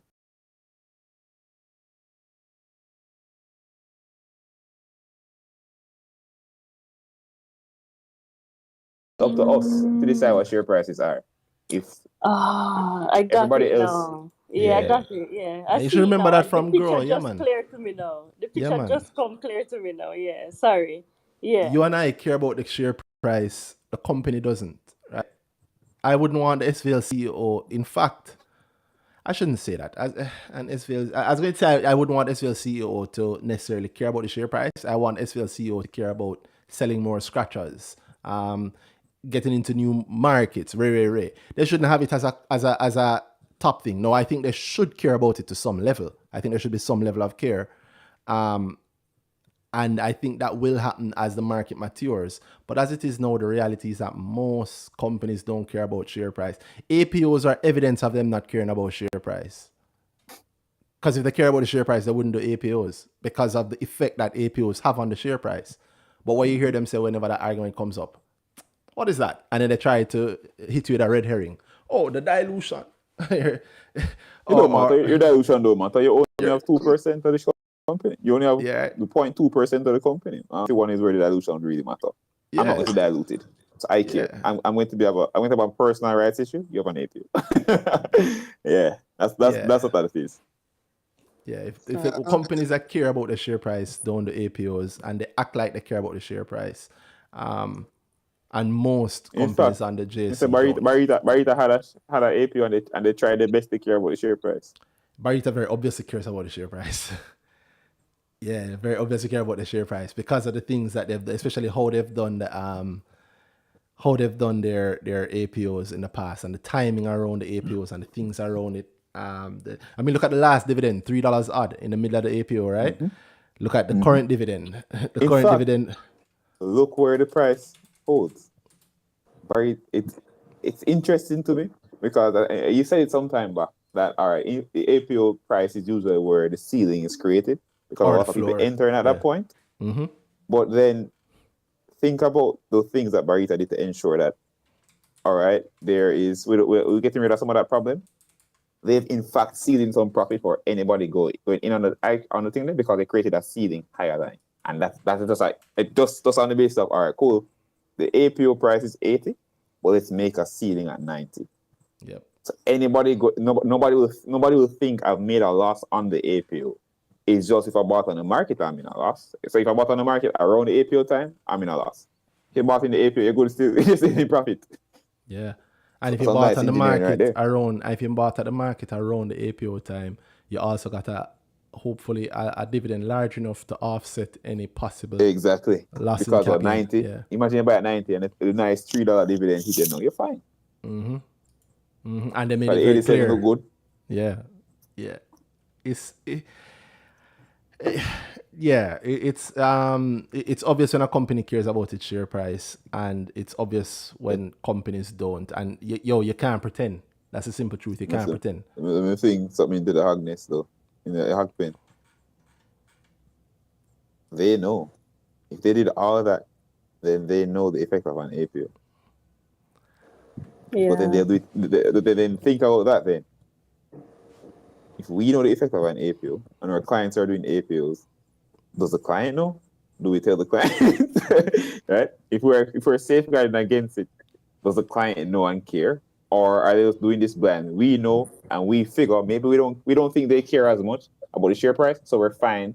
Or does the client know because we tell them how to maybe we go around and say, all right, if I do an APO, then the price I will probably stop for whatever. And so what the client say, yeah. The client being the company at the APO. That's so somebody must know, right? Somebody in the mix know what's going on. Yeah. And still go say, all right, cool, let's do it anyway. Because again, I'm not saying this is wrong of Barita. Barita care about them clients. Them clients stock price.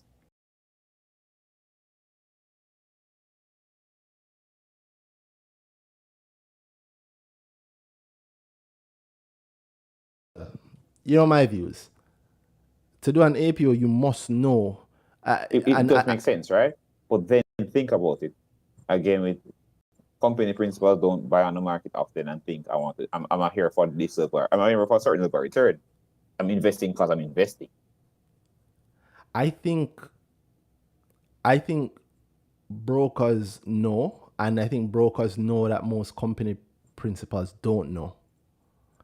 And as I figuring out who is there at the broker that knows, because I've seen arguments from brokerage firm employees to say no go so in terms of an APO doesn't cause whatever. When last you see one?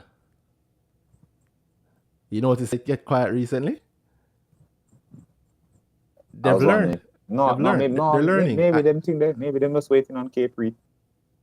Well, it's closed now. We'll see what will happen with Pre. Here's the reality of the market. I can't jigger it to make it look away. Then I can't do it. No, we can't. All of us do it together. The market is always right. I think in some circles, the sense that I've been screaming for this time for so long about APOs is being. First, it's just, let's try and get these guys to let's trick them. Let's rights issue-ish. Let's rights issue first. You see stuff like what's happening with Fosrich. Rights issue, but they're taking the preemptive rights. Or anybody in CPJ saying thing that. What did you say? APO with rights issue APO features. Rights issue so like features. An APO to me. Exactly, right? It's I think it is being seen because I think maybe somebody has had the good sense. I was going to do it and I chose not to.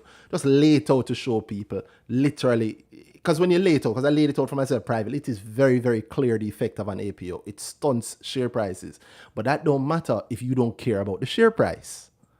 So if I know I'm coming in with let's say, pension money, your money, public people money, who them don't know, we tell them whatever. We've given them losses and them don't even know. And so I just want to put it in, because whatever I do with this money, exactly. And my fee will make the money. So I don't really care. I'm going to make it anyway. I just need somewhere to put it. So why not put it in something that will give me a bigger stake in a company that has good dividends or will have good dividends? And once you assure me that your company will pay better dividends based on whatever you get the money from me for in the APO, I'm willing to do the APO as long as I get to come in with that big stake. Now, I know or if I've heard and I've done my research, I realize now that, hey, those guys are right. That guy online, Randy's right. The share price is probably going to stagnate for a long time if we do an APO at the APO price. Look at Cygnus. But if I don't ever really plan to sell these shares, it don't matter to me if that the company is going to keep growing bigger, but the share price is going to stagnate, so my dividend yield is going to be bigger. That's cool for me. Now, that me being the big man or the big company coming in, that's cool for me. You being the regular person who is trying to make a 20, a 30, a 40, a 50% on your money, it's not cool for you. But they also know that you don't know that. And if somebody like me comes along and starts to talk to people so that they find it out and realize the trick, then you have to kind of muddy the waters. And that's why you hear people start saying things like, oh, APOs and rights issues are kind of the same thing. There's no real difference. They have a vested interest in there not being any real difference because that's the top. In fact, if there's no real difference, why aren't you doing the rights issue? Would you be surprised if thing there? Exactly. Would you be surprised if houses make more on their APOs and rights issues? No, I expect that they make more on APOs than rights issues. Same. And if even the same feed, okay, my fund is going in. Yeah. Yeah. And I don't have to buy any rights. Yeah. Uh-huh. Yeah, and it's an easy way for me to get in, and I get to hit the public. Yeah. It's funny, you get the moment you start with rights, it don't sound free anymore. Yeah. Yeah. It's like, oh wait, is my thing for you? And you want wait. Let me get it straight. So I have 60% of this new money that's coming in. Am I not ready? And you want a piece and you're not gonna pay for it? Come on. Well, I would have to pay you for it if we did a rights issue. But if we call it an APO, I don't have to pay you at all. So no man, we can come in, so you're not forgetting all the money. Yeah. See you done this up. And we're guaranteeing you your money, so you're getting your money, you don't have to worry about nothing. And matter of fact, we might give you a loan privately so that you can defend your stake also. So imagine like an APO. Imagine an APO get a subscription, that thing they get, that dollar get, right? Mm-hmm. In some crazy world. And imagine telling the thing there, telling the first start you had with the company principals was the carrier. We're not sure that the retail will come in so heavy enough. So we have to come in some money because we're trying to secure the offer. And then Brea come in, and then come in 200 million the offer. But then you raise 5 billion on top of your 500 million you're looking for. There's no way you're not going to believe past that point. Like, this guy was fooling. This guy knew something, right? Again, because I think couldn't get the money, I don't think they get called and things like that. Because remember, you're right. Upfront, they'll tell you that. Bro. At the end of the day, because from we get the money, don't matter where it come from. In fact, sometimes I even feel better because you're my bridging with your fund and you're coming in. And I know that my debt will be better now because you're already in the waters with me. So you're willing to give me better loan terms and that kind of thing because you're trying to secure your interest in the company. I'm fine, bro. I'm not gonna cuss about that, bro. You're good. We're good. Yeah. Funny though. Yeah. Yeah. Boy. I like the fact that you guys always bring light to these issues because, like, I mean, in my own experience, like, I found, well, let me not like paint everybody with a broad brush.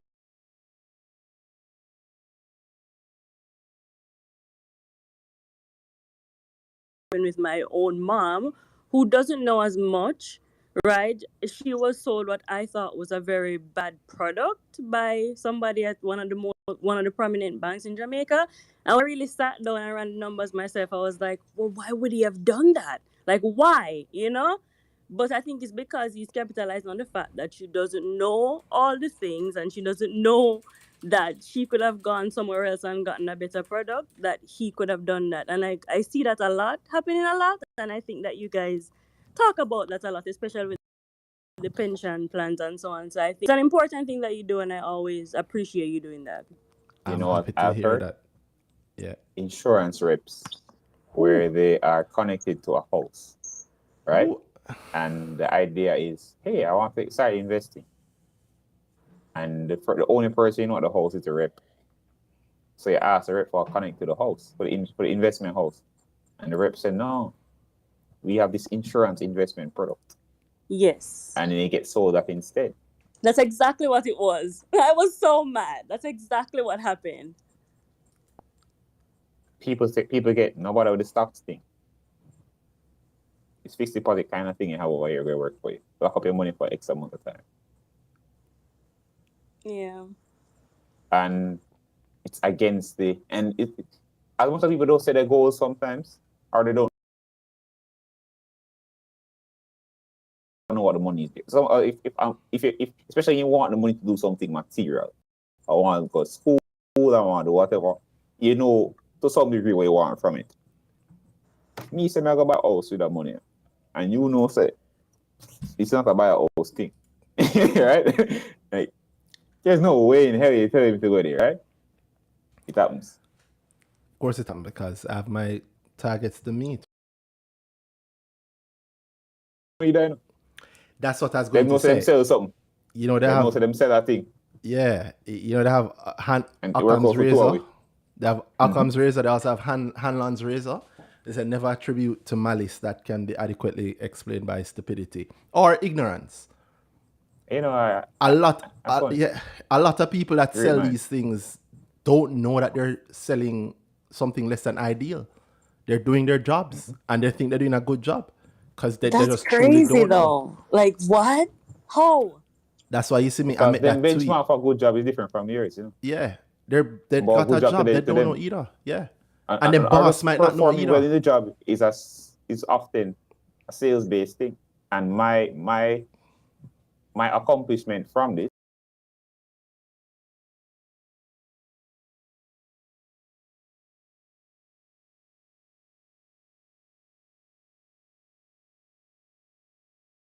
with this general purpose of investing, so it does make sense. As far as you're concerned, that's what investment is. That's what investment should be. That's the best way to go about it. And I said it. Of course, I'm gonna say something. Yeah. Like I tell you, because the level of conversation I have with these guys, they don't really go far, and because they just honestly don't know, or you think you don't know, so you tend not to question them because we've been taught. No, they don't know. We're the experts. Yeah. So think about this. I was thinking this earlier when we're talking about dollar. Today's Friday, June 10th. How many experts, you're listening to this now or you're watching this on YouTube, how many experts told you that dollar was going to be listed today? Are them hearsay? How many, it's not listed. How many of them said that? Now, if you actually are, you have to, I don't like expert because it tends to put people way here and everybody have enough sense to be an invested expert, believe it or not. I know that's a controversial thing, but I stand by that. I've never met a Jamaican that don't already know more than enough to be an investment expert. You don't have to be Warren Buffett, but you can make a money for yourself. No. Think about how many experts told you that it would list today.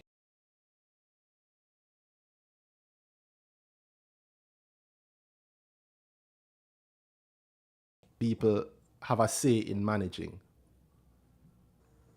Because if they're doing the same hearsay thing that you're doing and you know you're not an expert, it might be the blind leading the blind. Yeah. I guess the way that I rationalized this whole thing, was it gonna list today, is I was thinking, would it be possible that they could list without having all the refunds? And then I was like, before. Really?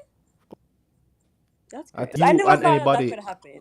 It has happened before. Anybody listening or watching, a tip. The beauty of the stock market also, go to this website, www.mymoneyja.com. Amazing website. If you sign up this month, you get a 10% discount.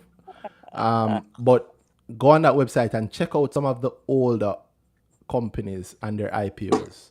Check out what happened when they IPO'd. The beauty of the market is that data is already there. You can take your own time and just check and see. It has happened in the past. So I'm not saying it couldn't happen. And it's okay for you to think that. I like the logical line you're going down.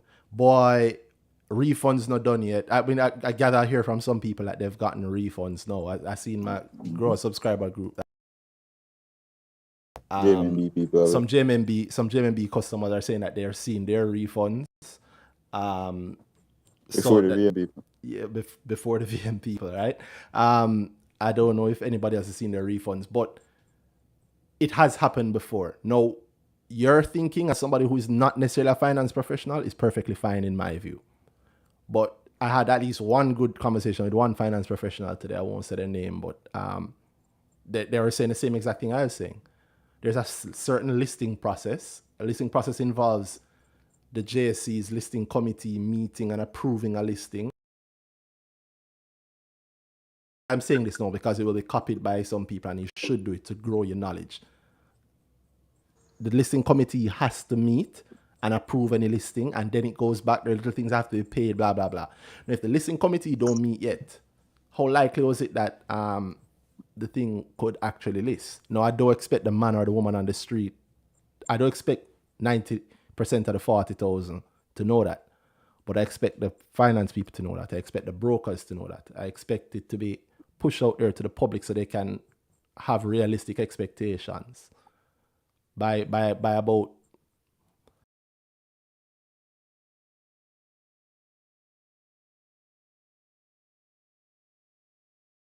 right? Because I am not on the inside. So I'm just going off the rules that I've read. I am truly an outsider, you know. Like that I here was joking and earlier and still was talking, they're joking. We don't have like these stuff and calling us and telling us, right? Truly on the outside. So I'm looking at the rules that anybody can see, reading it up, doing that research and using that research to inform my decisions. And if I can do that in my yard, sit down in my underpants, somebody in a suit in a brokerage house should be doing better. That's a simple truth. Yeah. Simple truth. And it's people money. That's like I keep saying it, like I feel such a heavy weight. And I'm not in the industry. I don't carry that kind of fiduciary responsibility. It's people money. Anyway, thank you very, very much, Nyla. I hope it answered all of your questions. I know I have a bunch of other people that have been waiting. Yeah, all right, thank you. You can go ahead and move on to someone else. Yeah, man, thank you. Big up, Nyla. If you have a question or anything a little later on, you can just send back a speaking request. Yeah, all right. You're welcome. And anybody else, if you have anybody else have anything you want to talk about, any questions that you have, join us, send a speaking request and we'll talk about it. I don't know who's next. If it's no, I know who's next. It's the man from Japan himself who has had his hand up. Piggles, Jeremazin himself, the big artist. What's up, sir? Good morning, all. Me hold my hand from before they start talking to people there, dog. I was talking about the whole brokerage accounting and the investment accounts that people have at banks. I don't think other persons know.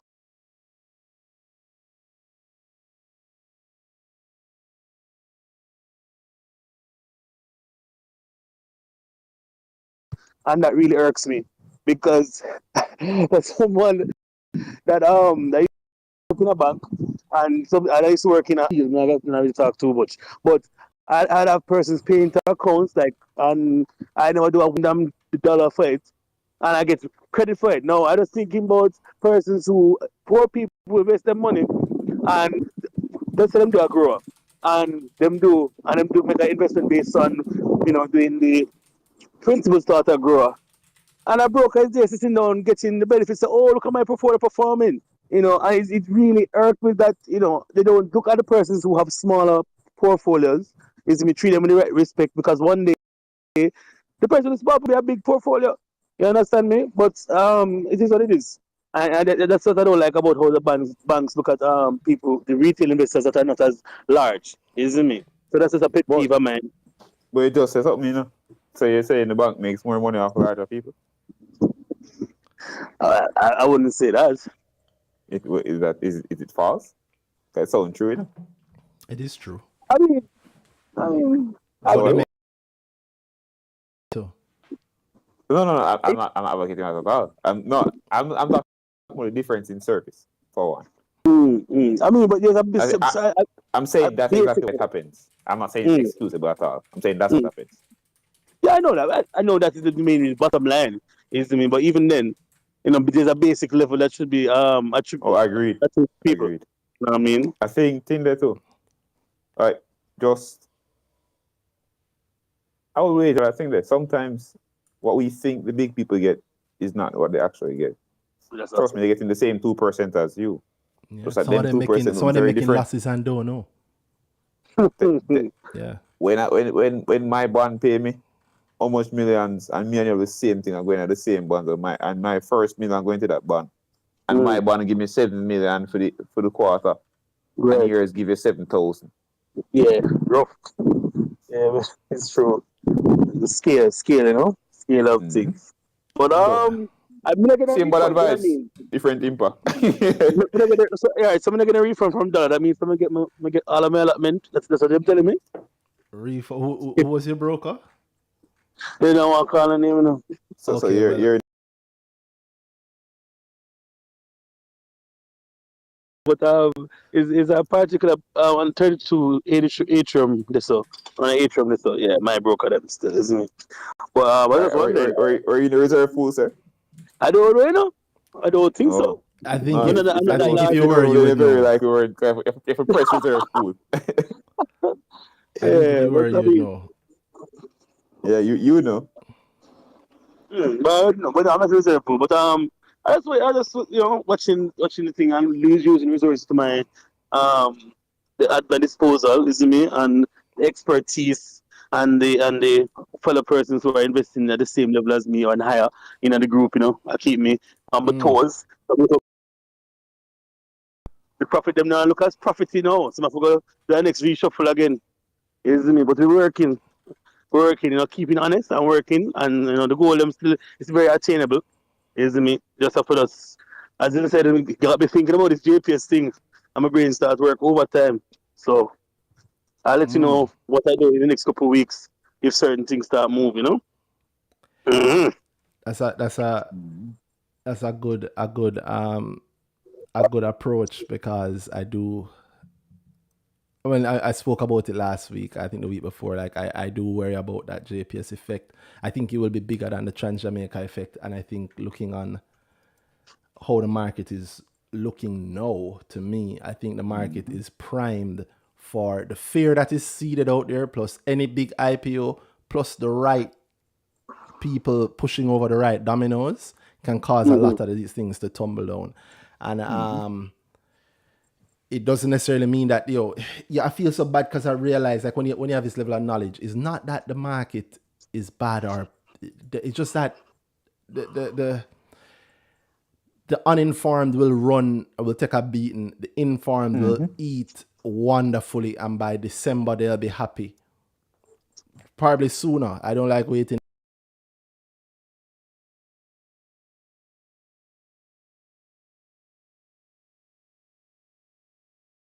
Don't know will listen to the noise, and they may very well get burnt, right? Bro, I'm listening already. Yeah, and the market to me looks prime for that. I said we're doing a session with the subscribers this Sunday, and it's something that I want to talk about in a way, though. In a way that I wouldn't talk about it in public, but I will talk about it there in a real way, in terms of some of the things I see and what I think that, at least what I will be doing, or what I am doing around that sort of thing. But I do think that you have the right attitude with, you look at the market, you're seeing some things that you want to, and you're reworking your portfolio. Constant attention to your portfolio with your kind of heavy goals is needed. Most def. How you feel about the festival feature on My Money JA? I saw the thing. I was considering that too, like the fact that there would have been the price increase, and the fact they would have bought inventory at a certain price and selling off that inventory at a higher price should wreak an increase in units, but increase in the percentage of profit they could make. But a lot of people, as I said, as we all know, a lot of people don't respond to numbers in the way rationally sometimes. So you have to just know hold faith. I love that word. I don't agree with you. I always decide that somebody else doing what we're not doing is irrational. What is the expected result? I should say expected reaction to good results. People are rational. Expected reaction. You say we keep doing that again. What is it? Boy. No, that. I mean, you're saying a lot without you're saying a little without saying a lot. Yeah. Doing the same thing that other guys do.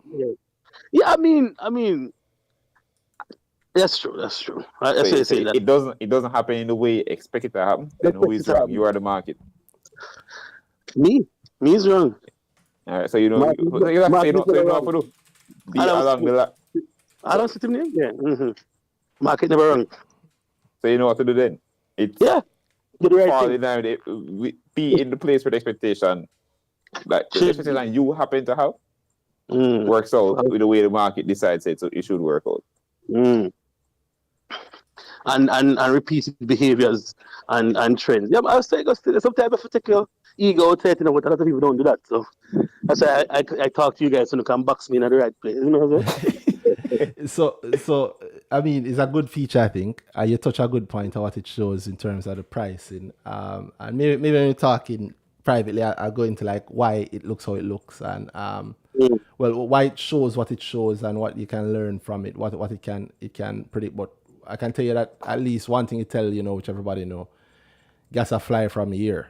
87 is up 30, almost 31% year to date. 90 is up again, 29.6%. I mean, everybody know that, but to be able to see the actual numbers is a real thing. And then you can go a lot further with that. Ultra low sulfur diesel up 33%. So whatever gas it cost last year, at least at the end of last year, we're paying a third more, roughly almost a third more. Yeah, it's gone here. Phone will cut off. Yeah, well, no problem. I don't want to do your credit. So thank you, big up. And I hope you like the feature. I saw the week today, the $4.50. I remember somebody saying, after them, it just keeps on adding $4.50. And same time in my head, I hit that song up. We broke them 4 by 4. Oh my God. Oh my God. I think the only consolation is that it's not just a Jamaica thing, it's everywhere. It truly is everywhere. It's everywhere thing. Yep. Yeah, it's everywhere. See, the Americans are screaming, bro. Like, they raise them getting in some places. It's worse than we get yourself. Yeah. And you know what? Like I see a lot of the conversations there.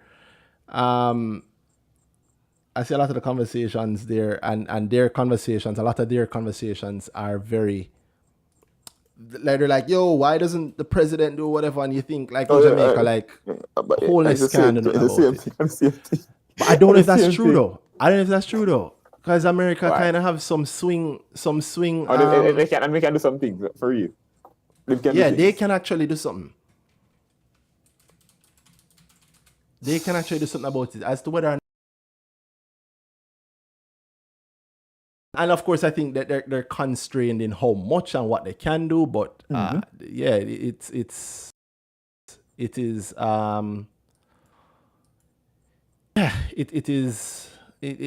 a real thing. It's a rough thing all over. But like I say, if you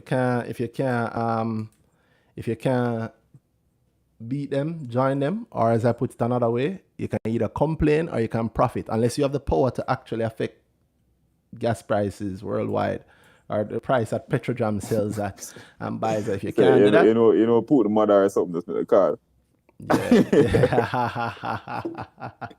Yeah, if your father know the Putin link. Duffy, thank you for being extremely patient. How are you? How are you going, Duffy? Hey, no, I'm good.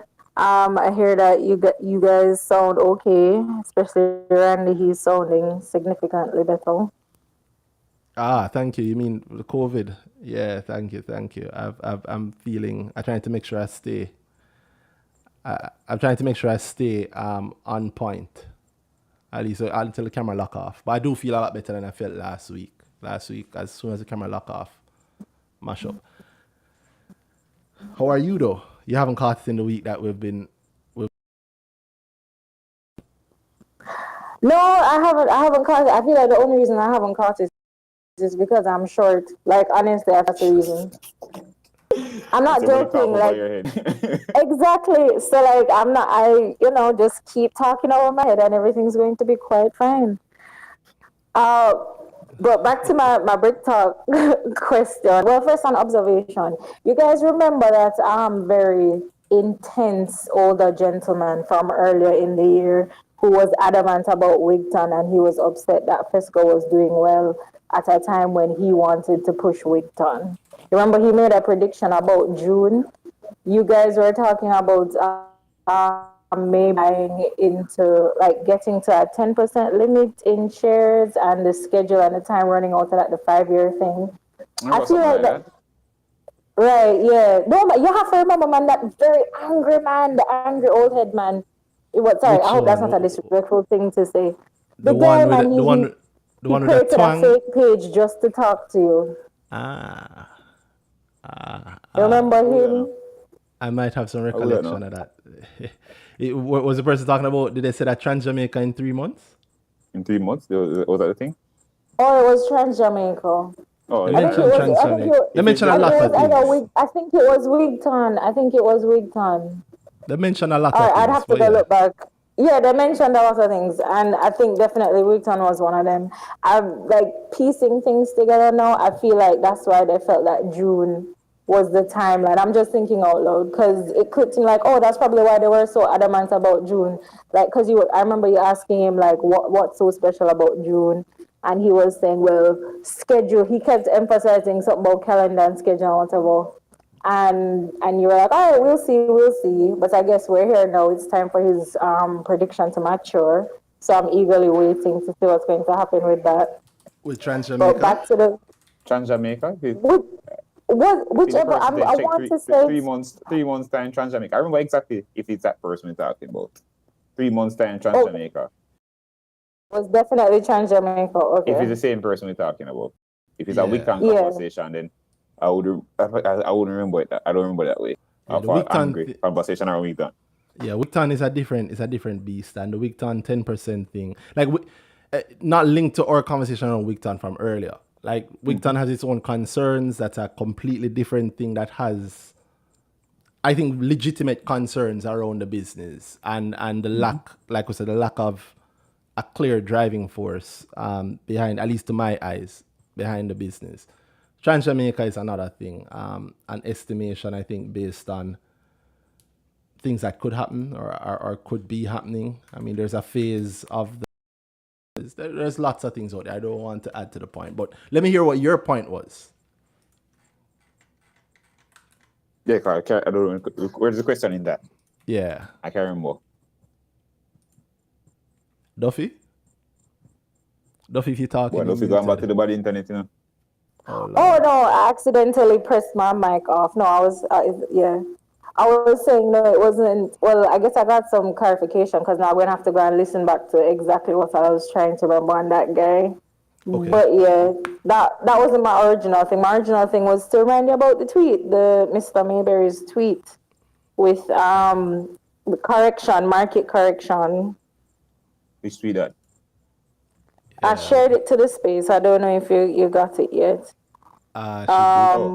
Rising interest rates and a U.S. recession together is a point. And prove that JC can't swallow correction on the way. What about it? Me want to know what that means. I don't know what that means. Correction, like how? Correction meaning another swing outside of the JPS one, like. What does that mean? Well, do you remember? One? I thought that because... Yeah, go ahead. Answer Danhai.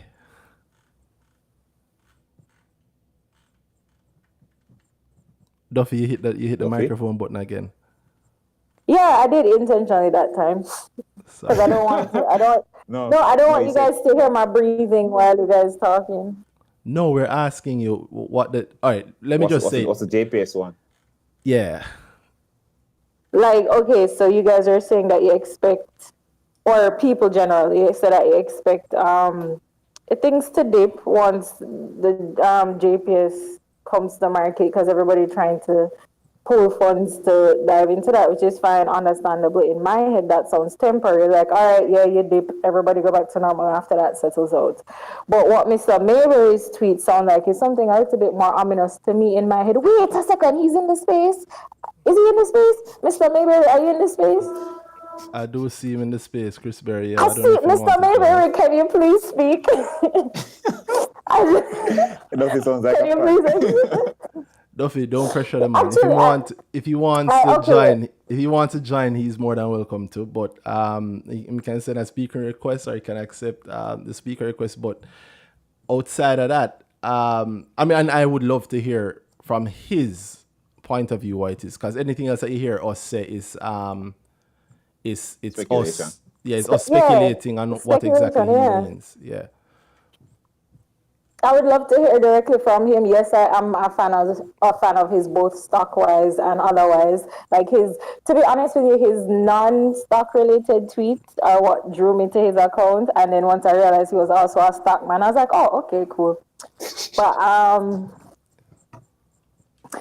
yeah, I hope if I need to beg, I will. If he could please speak more on the details of that tweet, because it felt a little ominous. Ask the actual question. Ask us the question. We'll see how best we can answer. What it mean? Like, okay, so what is this?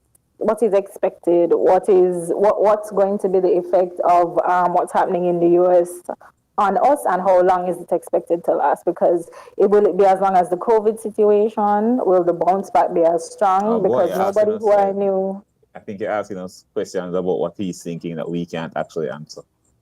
Yeah, man.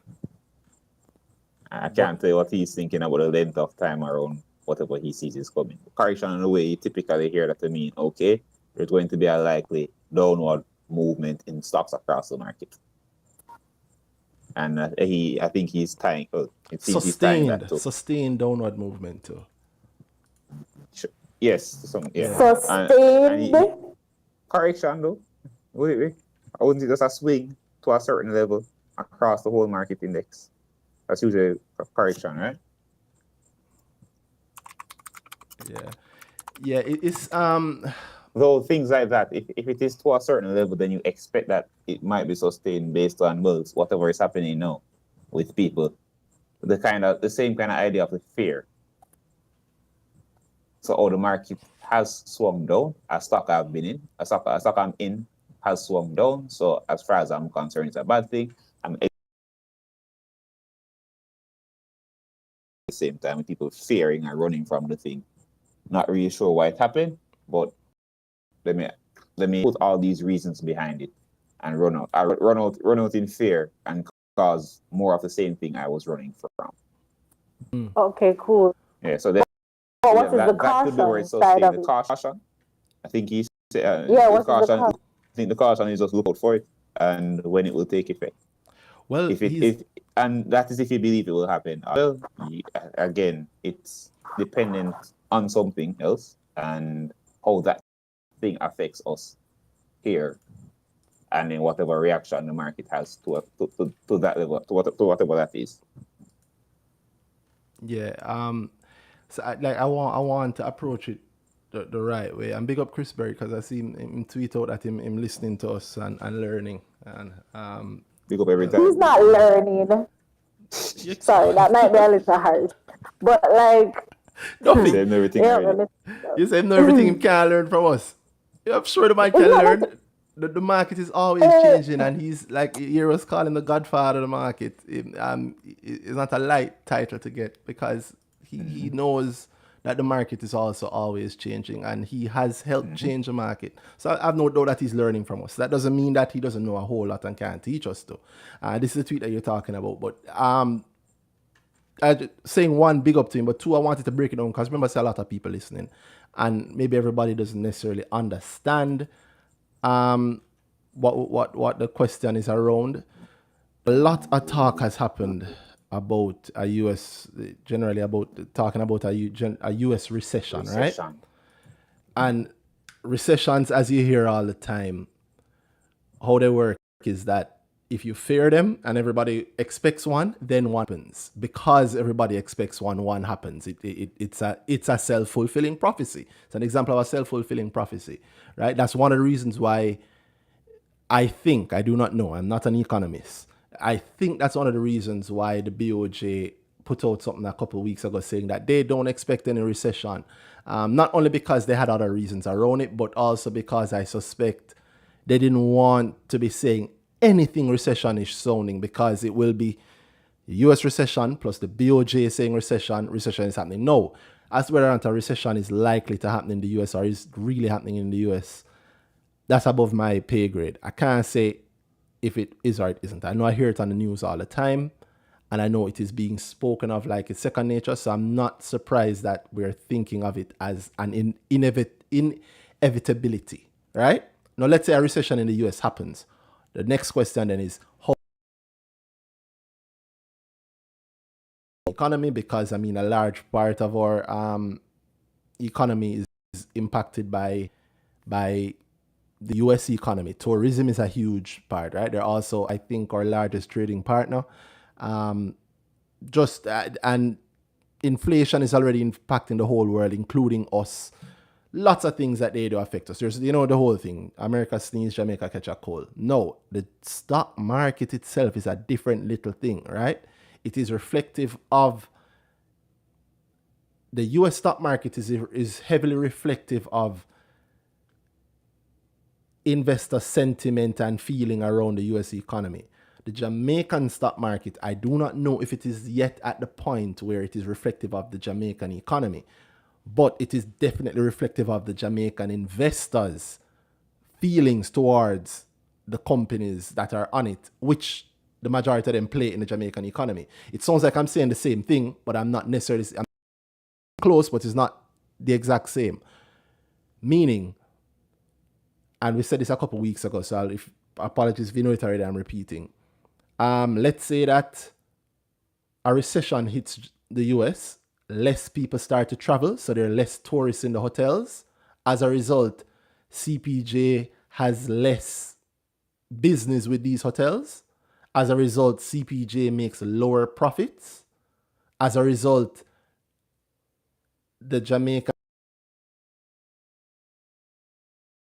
choose then to sell their shares at a lower price, right? Now let me jump one step back. The US recession hits, the Jamaican investor expects that it means less tourists will come to Jamaica, or assumes that it then means that CPJ will have less business, and as a result is willing to rush and sell their shares before the reality is shown. A fearful investor might do that. Now, the current market, investors than it did 10 years ago.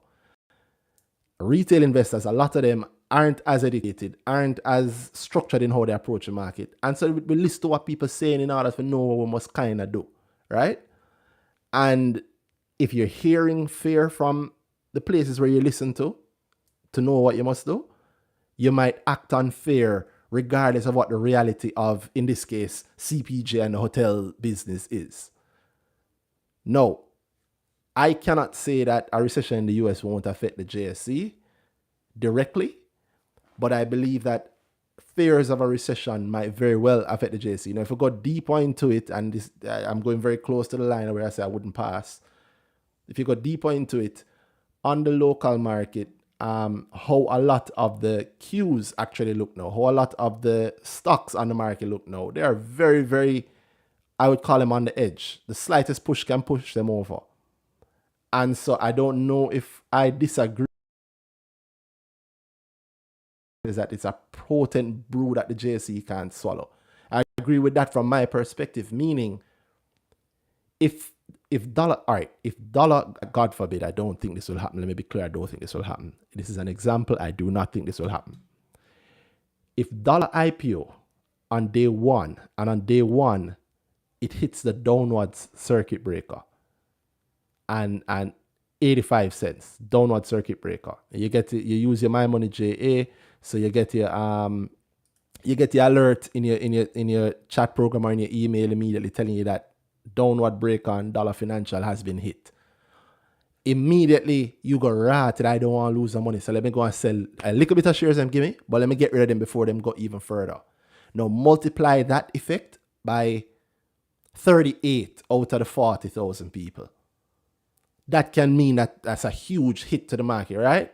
Dollar fly down.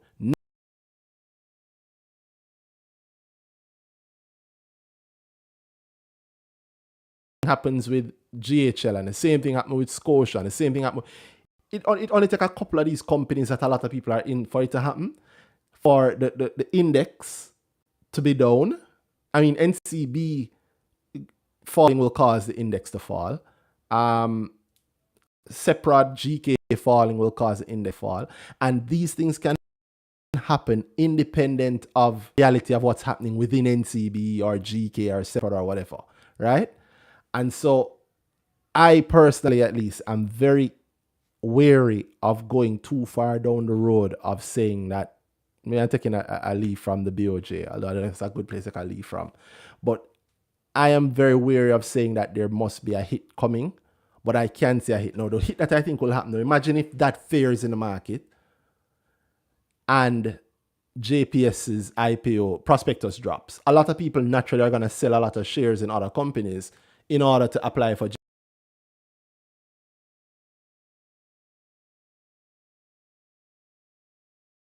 I don't know what he's thinking, right? My version of a potent brew is JPS IPO on the horizon, or even any other big IPO, other market activities. So something exciting, one or two companies that will cause a lot of people to rush towards those companies, exiting other companies, and not necessarily investing in other companies. So even if a good company is at a really wonderful price, nobody is willing to buy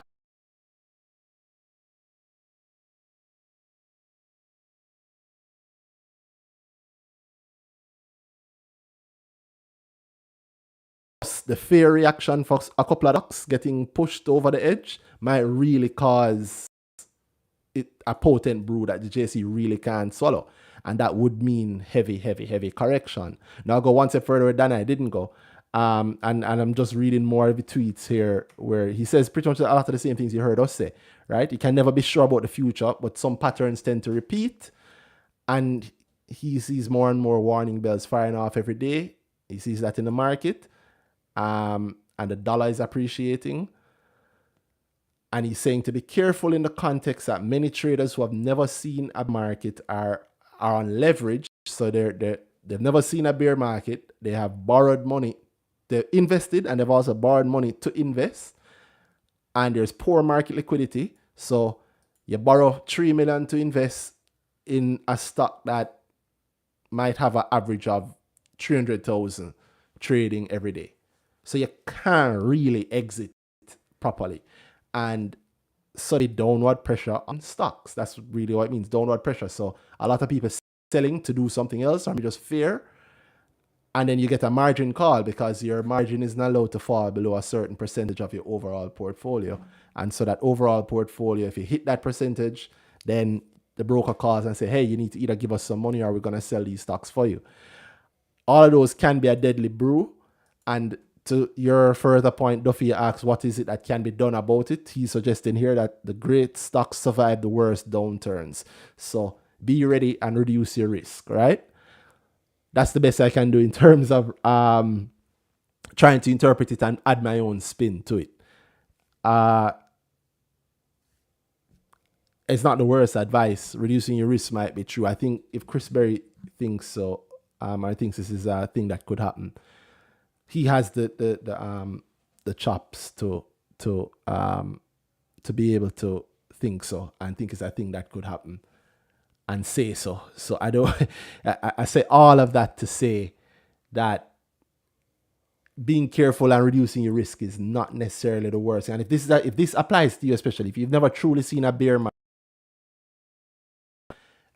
and if you are heavily leveraged in a stock that might have poor liquidity, if you can't manage the leverage level, if you don't know what this is, then it's not you. But it's not the worst advice in the world. And coming from Chris Berry, it certainly isn't. I mean, he's one of the few people in the market that you wouldn't hear me say that don't understand the market. I think he understands the market extremely well. One of the few people who understands the market extremely well. So it's not your own self in your portfolio that becomes a different matter, and what it is that you want and how you're going to look at it. How you looking at what you want, blah, blah, blah. But if you're just thinking, boy, what it mean if things are go bad? Like, market, people make a lot of money. In a good market, people make a lot of money. But in good or bad market, those who aren't prepared, aren't careful, aren't cognizant of everything that can happen, tend to get burnt one way or another. The best I can do at interpreting what it is that's being said here, and adding my own spin to it. Danhai, are you back in? Can you hear me? Oh yeah, I was locked out for that whole while. I just got back in there. All right. Well, this is not you, though. No. Well, just general agreement across the board there. So nothing. Yeah. Nothing I would pick on there at all. And Duffy. again, the whole recession fear. I think we said it before. Recession don't mean everything goes terribly. Look where the recession is, where the impact is, and then invest along lines that you think are profitable, despite whatever scenario the world or US or Jamaica is in. And you should generally be fine there. Yeah, and that Exactly. point that he has about great stocks survive the worst downturns is a real point. Like I said, even in the worst of markets, you have stocks that hold their value, rise in value, and also you find cap gains is the only way to earn from stocks. I think he has another tweet from earlier saying dividend paying stocks are a great way to survive market downturns, and then plug in his own SVL stake, which is not the worst thing. SVL does have one of the strongest dividend payouts, and I think one of the greatest growth potentials, especially on the main market. So agreed. Yeah, strong mix. Strong mix. I've had a reminder in my phone for weeks now that go off every single day. Do a SVL thread, and I haven't done one all now. I will do one. Maybe next week I'll do one. But it is not the worst advice, and he's 100% correct with this. Great stocks survive the worst downturns, so be ready. Yeah, his own stocks have been doing very, very, very well over the last few weeks. Indeed. Yeah, I'm biased because I have bought some and benefited from that. But yeah, Duffy, you were just saying something else. The margin loan situation. So when you're applying for it, do they go over that? Possibly, like, do they advise for or against if you're saying like you're applying for a margin loan during a time where things might not be so hot, and they're like, boy, we do advise you taking this loan at this time or whatever. I don't know. Depends on the advisor. Also, it's just purely an advisor thing, not necessarily the loan officer thing. That is a person. They typically have things in place already. So some people don't lend. There are parameters for their lending. Some people only lend to only main market companies, lend against only main market companies. Some companies say, all right, we don't lend to these specific companies, or we give a lower rate or something like that on these specific companies. So it depends on the person you're going to. And the advisor would then tell you if, okay, I wouldn't necessarily take it on that one because I don't.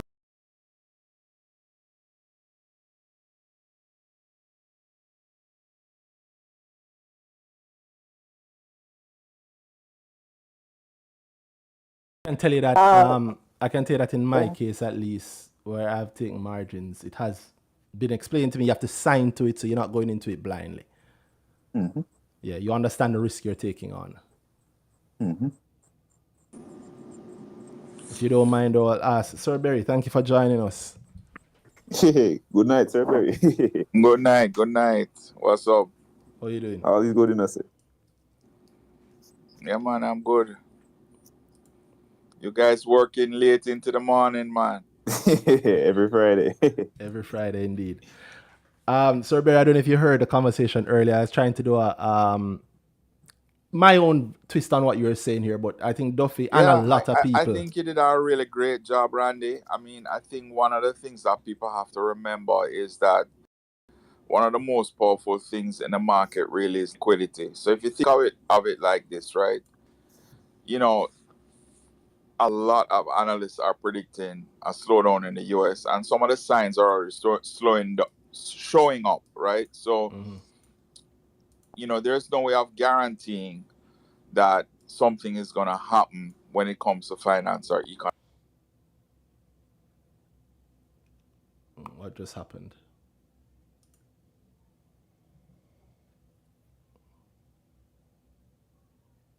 Sorry, on YouTube, I know you might not be hearing for a second. I'm just going to try and fix that.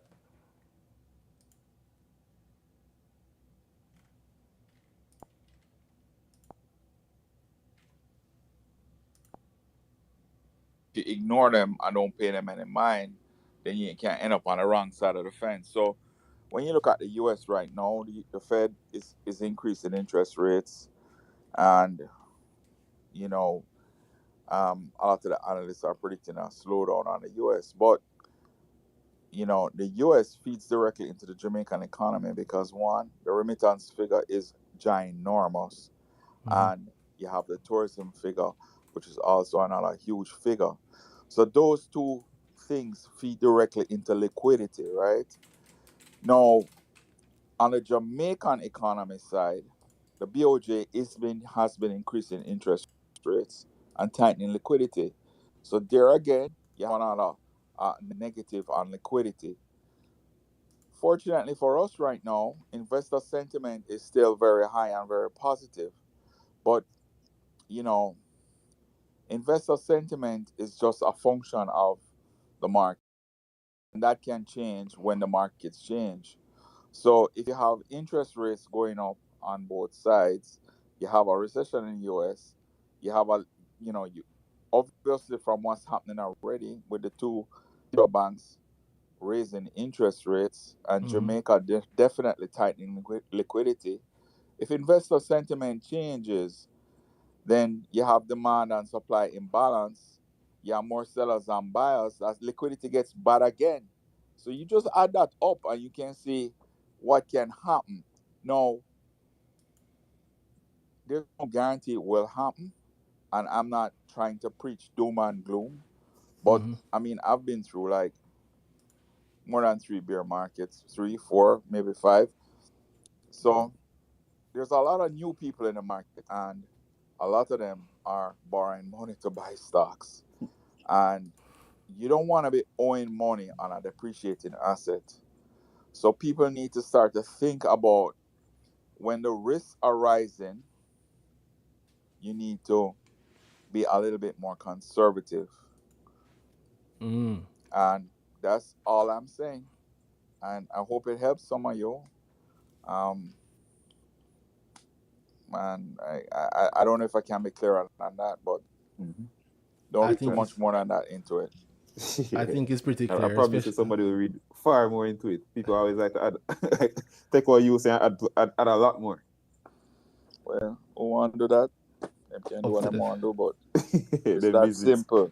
It's that simple. Liquidity. You have to watch liquidity. Where is it going? Is it getting better or is it getting worse?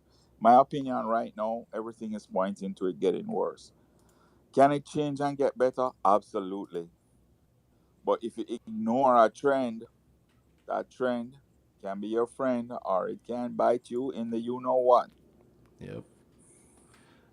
That's a great point, Sir Berry. I don't want it to be all doom and gloom, and I'm thankful that you're pointing this out. And the point of thing, remember again, a lot of new investors borrowing money to invest. I remember just recently we had a conversation around that, Randy. Remember again, I think it was just one of the subscribers or something like that. Just talking about, boy, I'm new to this thing, when we borrow some money, and Randy, you're speaking, but you're new. Talk again. No. Go ahead, Danhai. Go ahead. Keep going.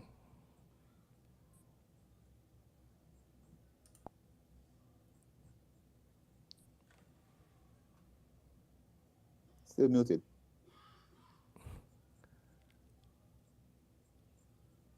Danhai, I'm saying go ahead and keep talking.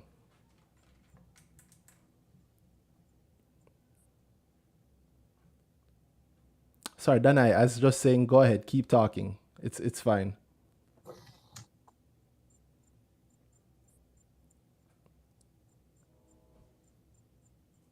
Yeah, you're not picking up any audio. Sorry, Danhai, I was just saying go ahead, keep talking. It's fine. Oh, all right. Now the point was tying into the thing though, again. So new people investing in it. Just recently, you have to caution somebody around that, where somebody say, I'm brand new to this game, I want to make a lot of gains, but I'm thinking of borrowing money off the jump just to start investing and make some more money out of this thing. And I remember the strong caution say, hey, you don't really know which way you're going already. Your first step shouldn't be to borrow some money and go down that road.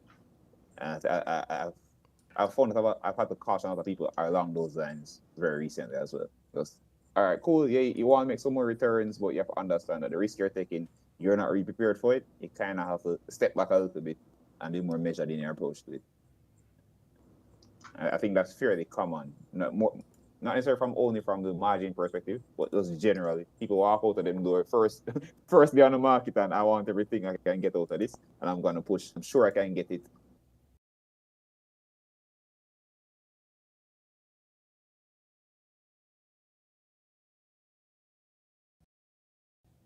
It's a real sorry, Danhai. I think my sound is screwing up. You're breaking up. Yeah. Yeah, I'm sorry. I think my sound is screwing up. So yeah. People on YouTube not hearing me, but you're right. I try to take the caution, give the caution to the people when I can. I mean, I say it privately, I say publicly. Margin is a great way to learn. Not learn. Margin is a great way to make money in the market. But it requires you to have learned the realities of it, because it is higher risk. It's also a great way to lose money, right? Correct. It is higher risk. Yeah. Then I don't know. Well, Tavares, I see you on, and I wanted to ask one more question. Then maybe you can talk just for a minute while I sort out my son, because this is pretty rough. You're breaking up terribly. I don't think you're anything. Yeah, if you can just talk for a minute while I fix this. Oh, all right, no problem. So, Duffy.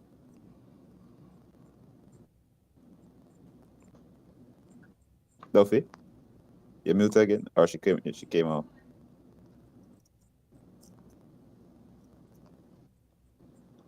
Duffy, I'm not a real fan. She just jump off as things they come on. But Tavares, you have a question? Go for it. Ask away. Yeah, my boss. You know, say I did the whole margin thing we didn't want to talk about, because the other day when dollar did come out and thing, I said, boy, I never to exit any stock, because I did want some more money for try and put in a dollar. To see if I can get like a bigger more shares. So, you know, the more money would I put in, the more shares, especially like if them give a percentage, a pro rata or whatever it is. So, me that say, boy, you know, me I go link up Mayberry and get a margin. You see me? Being as that I have a Mayberry account.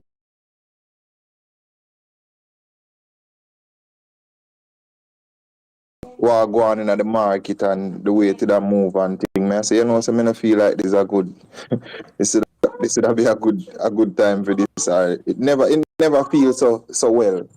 Nice. It never feels so well, you get me? So I never bother do it. They end up sell some of this, sell all of the stocks them on my day now. And use that money and apply for dollar. Well, yeah.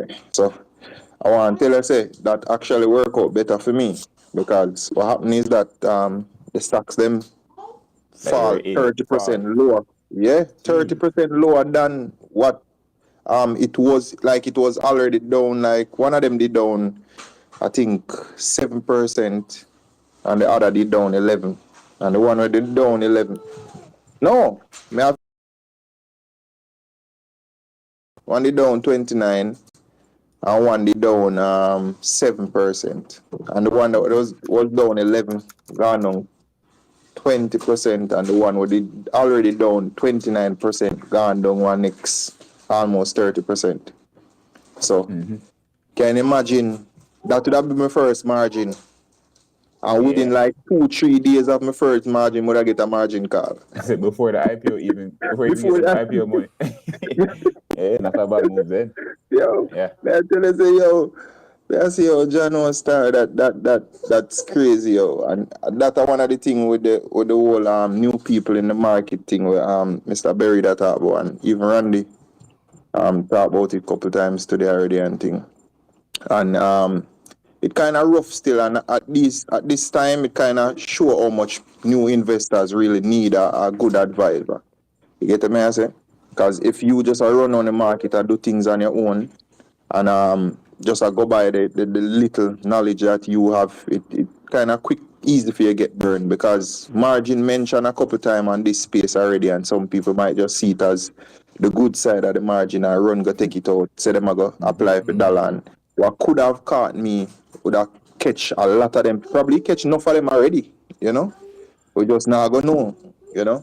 Yeah, So, well, not to cut you there, but you say it, and I think it's a good example because for me also, I don't know if I say it on here, but I will say, like, I did use a margin to apply for dollar, and it's about understanding what you're doing, and you have to be calculated completely. So, for example, the fee on the margin for the amount that I applied for, the fee just to access that margin, I believe my dollar allocation barely covers it. Now that means that I have to be thinking, okay, I either have to sell the entire allocation at 100%, roughly 100% higher, in order just to cover the fee of it, and I can't let it sit because I also can't take a month's interest on it. I did it. I mean, we're in June and dollars IPO opened. I'd have to check the date. So let's say you applied in May. No, I think everybody applied in May. So you probably, depending on who you get your margin from, it's different for everybody, different for every broker.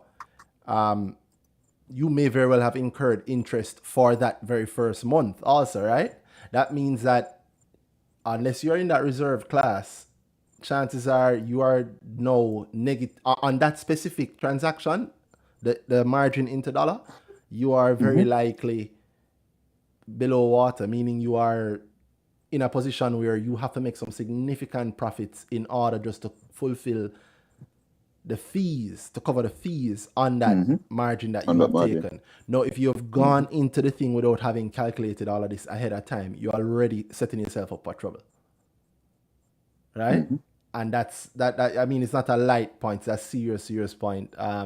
And I'm glad Danhai mentioned it. It is something that I talked to some people about. I remember that conversation. I just don't remember where it was, if it was on Brick Talk or if it was in the grow sessions. But somebody was saying it, and they had good points, but I say, you know what, if it's your first time and this is what you're going into, don't take it.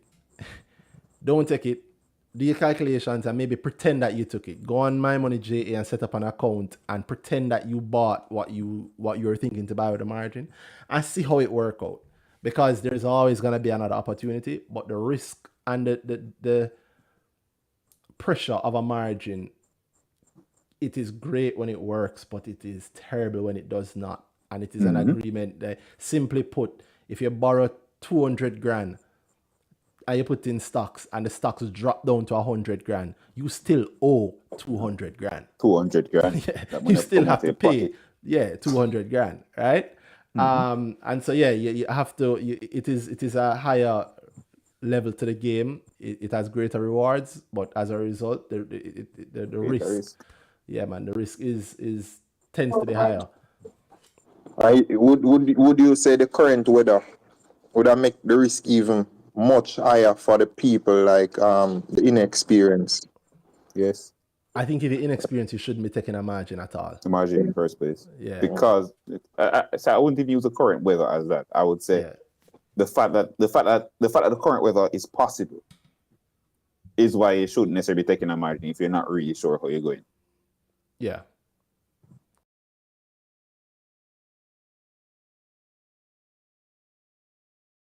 A particular stock and you take like a 20% margin. I mean, apply for dollar then. I mean, you probably would in a good spot. In a good, but more. You cut the risk on. You're cutting the risk on the money you invested overall by having profit in the way, but you're also taking risk on the profit. The profit is money you've made. So now, are you sure you want to risk all those profits you made in the pursuit of further profit via margin? That's a question for ask yourself. Yeah. Probably I could have just realized again.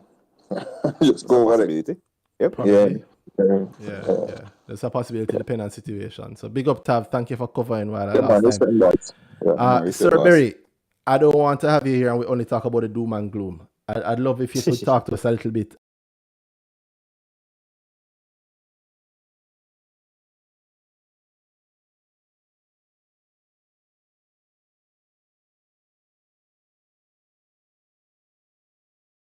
I don't know if you can talk to us about MJE a little bit.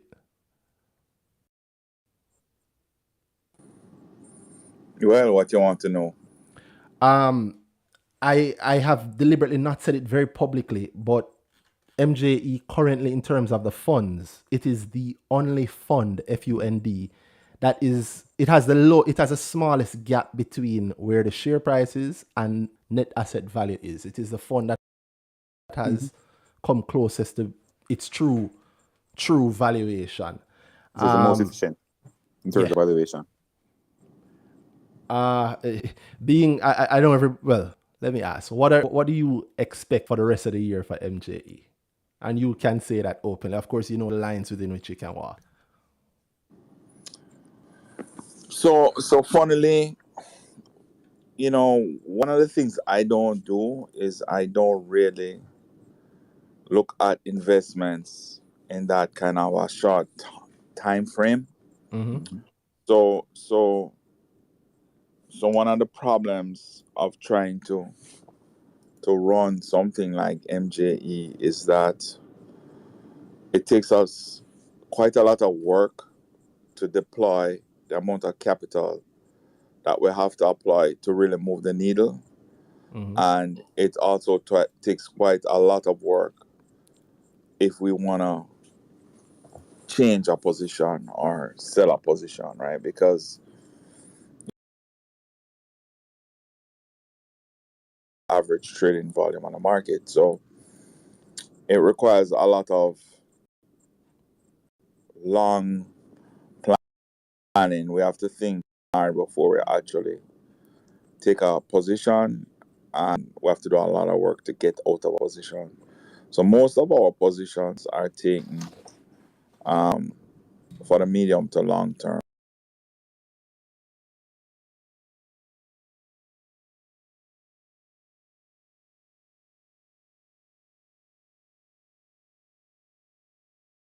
I know we need to take a totally different look on this position, right? So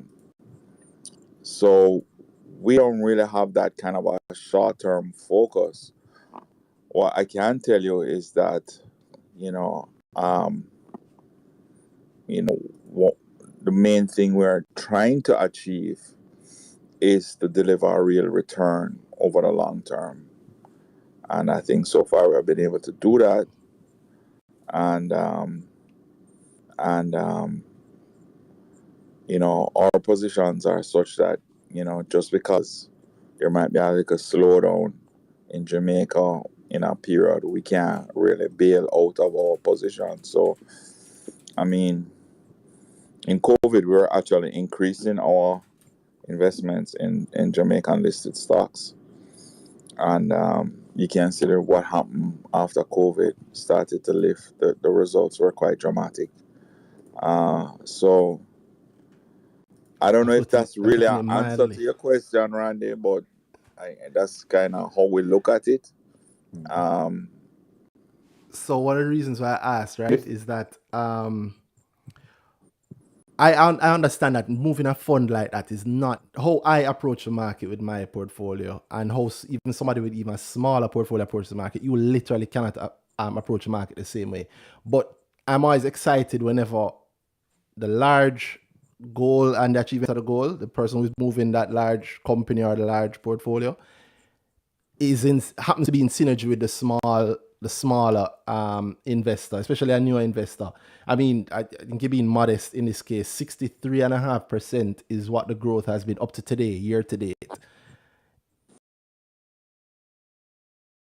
Talking about the possibility of a downturn, 63.5% cap gain is serious cap gain for any investor, bit large or small. And I wanted to dovetail it into what's happening with SVL. But I in my mind, I'm thinking already, let me not try and pressure you too much on SVL, because I know there's not much you can say. But the things that you can say, what are you comfortable saying about it? Maybe you can do the SVL thread that I haven't done yet. How you feel about SVL? So SVL, I mean, when we joined SVL, my team in 2017, we were told that compounded growth rate of about 12%. And I didn't back check those numbers, but I've heard it repeated so many times by previous management and all the technical people in the company that I actually believe what they say, right?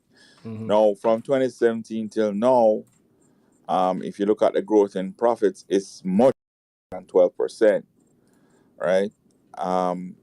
So one of the things the team doing constantly is looking at new opportunities and seeing what we can do to make the whole gaming space more exciting for customers, right? So we think of gaming more, as entertainment. We are not really catering to people who are trying to make a living off of gaming. We're saying the way we look on it is like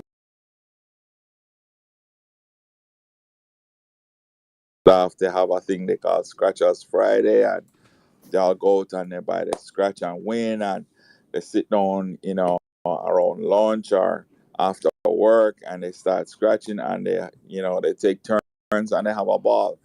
So we have a whole number of projects that we are working on all the time, and our goal is to keep that growth rate of that company, up there as one of the fastest growing big companies.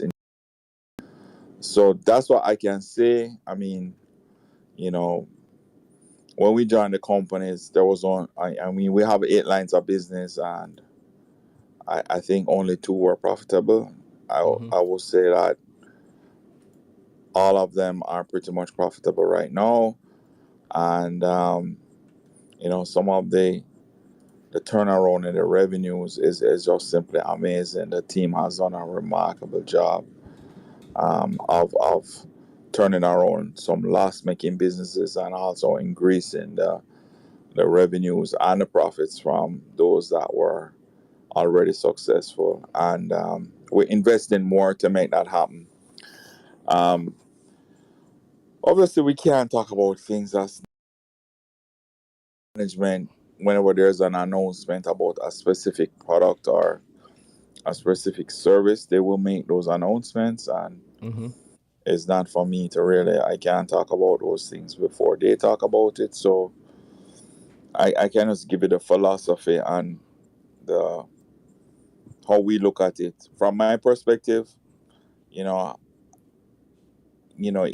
it's a growth company and it's a great dividend company. And I still feel that way about it.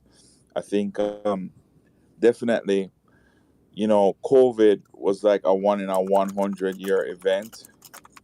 And you can see, even despite the shutdowns, which really affected our business quite a lot, we were still able to hold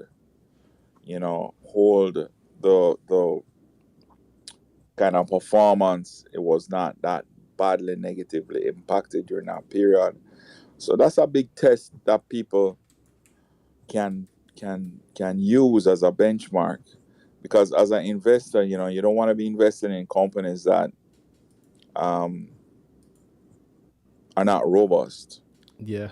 On the other hand, gaming is a space which is very highly regulated. It's, in fact, if you look when I look at what I have to fill out for my applications on the gaming side, it's actually more stringent than on the banking side. So, really, it's a very highly regulated industry. And, one of the things we do rely on is stability in government policy to allow us to actually deliver the kind of returns we have been delivering, and to be able to pay the ginormous tax that we have been able to earn and pass on to the government. So we can't only pass on to them what we earn. So as long as they have an enabling environment which allows us to exploit the gaming market and to deliver it to them, we will continue to do that. So one of the things that people don't know about gaming is that, people, they always say, well, this gaming is bad, da da da da da da da da. But gaming is always taking place. Yes. Right? And one of the roles of government is not just about gaming. There's so many businesses in Jamaica that's outside of the tax net. Mm-hmm. My estimate is that in gaming, there's probably 200 to 300 million US that's currently outside of the tax net. So, we are committed Sorry, say that figure again, Chris?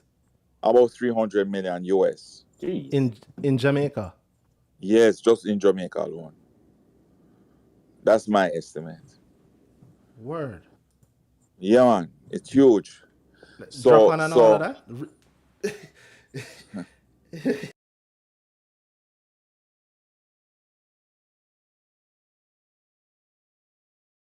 Right, so like some people just do a simple thing like just copy our numbers, right? They just take our exact numbers, our draw that's public, and they just play the same game on it, and they don't pay no tax. And they can pay a higher odds to their customers because they're unregulated. They're not taxed. Them doing an illegal business and nobody don't check them. And them just laugh and say, boy, this is easy money. So, in an enabling environment,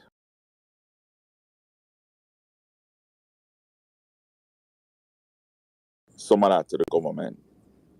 So far, I mean, the environment, I think, is could be better, but it's not bad. And we hope it continues in its collaborative way, because I think every dollar that we can take off the underground market and bring it into the official market is useful, not just to the government but to everybody in the economy. It's you can't grow an economy where you have the same kind of underground economy that we have in Jamaica. We need more people that's in the official economy, and I think we're strategically positioned in gaming to really deliver that. We are the largest taxpayer by far in gaming. I mean, there's not even a second place really. So, we're doing a very good job.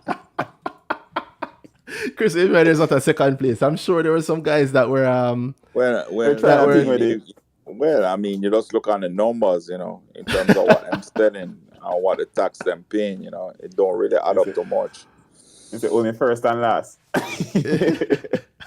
Well, I mean, all of us learn decimal places in school. Some things are significant and some things you just don't count, because it's just a waste of time. All right. It's a real thing,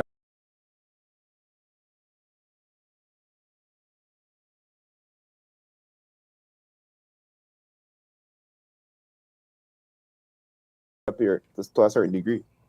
Well, I don't really want to get into too much into that, because it's just what it is. I never really met that situation. I never agree with it.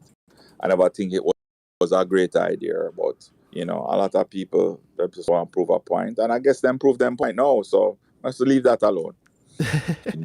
Well, I'll tell you this, as an SVL shareholder, I remain I'm happy, and everybody I know, I keep saying something that I still see every day. I have not seen somebody buy one scratchers.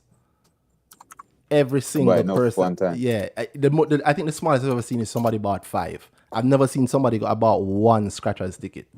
So I think scratchers is a hint. I know the girl subscribers have heard me talk about it, especially the first quarter results, looking at just the huge impact that came from the first quarter. I assume that it came from scratchers. And the two things that stood out to me. No. We only had 3 weeks of it in that first quarter result. That was because we knew that people were going to miscalculate that. Mm-hmm. Yeah, most of the strategy effect should be in this quarter.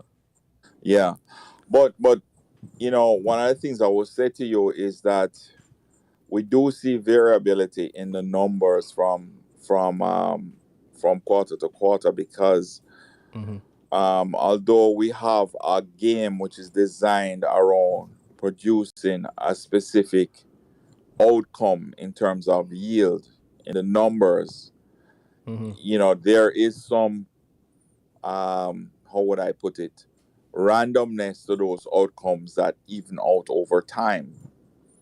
So it is possible that some quarters are abnormally higher and some quarters are abnormally lower. You know, it's not a straight line thing. So when you're analyzing it, you have to do a deep dive. So some of the effects can be from actual growth effects, and some of it can be due to the variability of the outcomes of the games. So it's not just a straight line thing like that. You can't just, you know. We can't just assume that because if I'm assuming, because I'll tell you very straight up, I saw an increase of a We little announced that several times. We only had 3 weeks.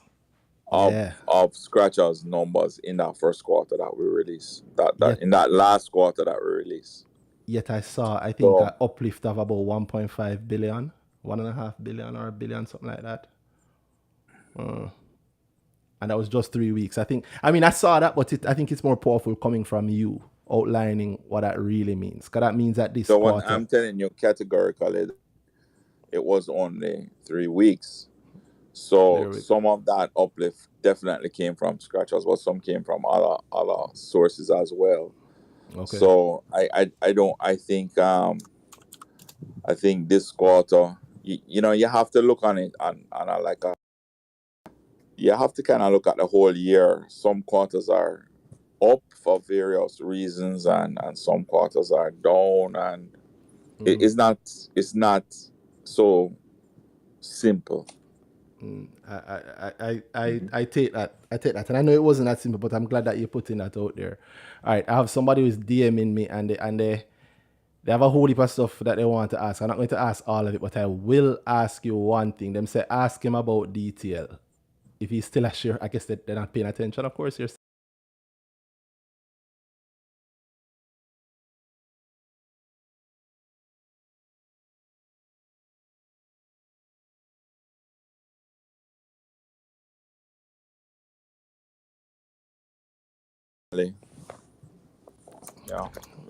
Yeah, it's a great little company. It grew a lot in a very short time. A effective management team, and they made some. The last APO was a really bold move. They took on quite a lot of capital, and now they have to deliver. So, you know, those guys are very hardworking, and I hope they're able to pull it off and deliver the kind of money they pull down from the market. I think up to now, I don't think it's a secret, but I just don't think we're seeing the kind of returns we should be getting based on the amount of capital they pull down and the results we're seeing. But, you know, this is what happens when small companies pull down too much capital one draw. You know, it's hard to deploy all of that money and turn on equity high. And, you know, we came out very clearly when the APO price was announced. And based on our calculations, we expected the return on equity to drop dramatically. And so we were a public seller of the share. We announced it. We said we were selling. And the reason we were selling is because we expected return on equity to drop dramatically. A lot of people were trying to say, well, hey, it's a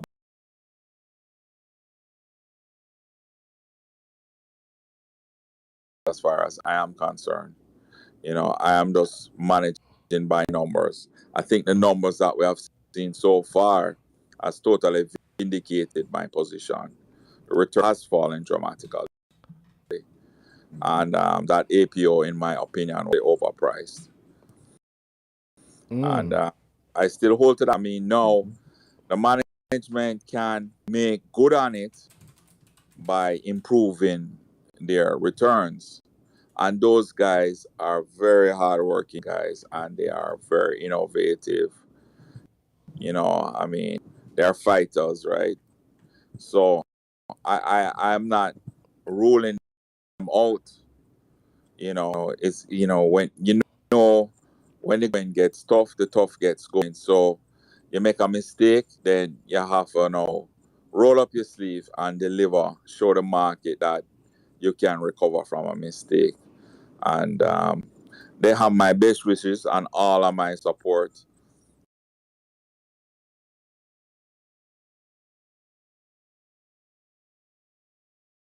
And I don't wish anybody anything negative.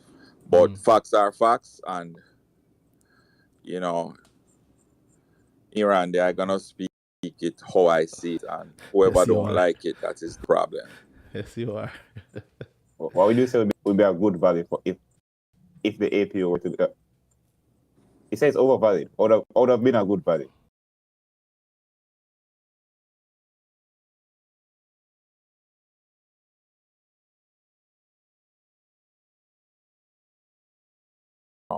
As far as I'm concerned, I don't.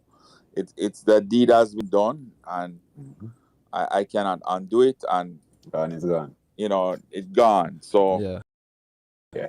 My feeling is like, anything that we can do to help them to grow into those numbers, that's where I am as far as detail is concerned.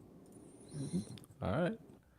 I mean, I like it. Thank you. I mean, I think I should also publicly give you a proper thank you, because we talk about you all the time on this, and even when we had earnings season, the podcast. So I think I should give you a proper thank you, because a lot of people are in the market now as a result of the work that you have put out over the year. You and your team, because I know it's not just you, but I mean, a lot of people have made money from it, myself included. I've made money from the things that you've brought to it and the access that you've given to the market. I still maintain that Mayberry has the best margin facility on the market, and some of the greatest customer care too. They're expensive, but they're worth it. Yeah, they're expensive, but they're worth it. Thank you very much, Sir Berry. I want to thank you officially. I don't know if I want to. I'm going to allow to monopolize this. I'm going to allow one of the people in here to. I'm sure one of them have a question. I want 4 people who just joined, so I'll allow one of you to ask a question, Sir Berry. If you ask the wrong thing, I will kick you off. So please don't ask the wrong thing. But I think to say you join first, I'll allow you to jump on. To say you're in the middle of the party, so you'll miss out. Hello, everyone. You guys hearing me? The party, man. No, you know, say when I say my bad breed neighbor, them keep party every Friday. Yeah, I understand. What's up to say? You had a question? Sure. So on the topic of SVL, right? First thing I want to do, based on what the theme was for tonight, stock price pre-BRICK-tion or prediction. Right. I just want to throw a little prediction in terms of the stock price for SVL. That's not nice. Use a chance of something better than that, man. Do better than that? Yeah. All man. right. Cool. So, all right, Mr. Berry. In terms of SVL and the different games that they have right now, right? And I may be asking a question because I don't know if SVL actually has this now. But does the app allow for persons to purchase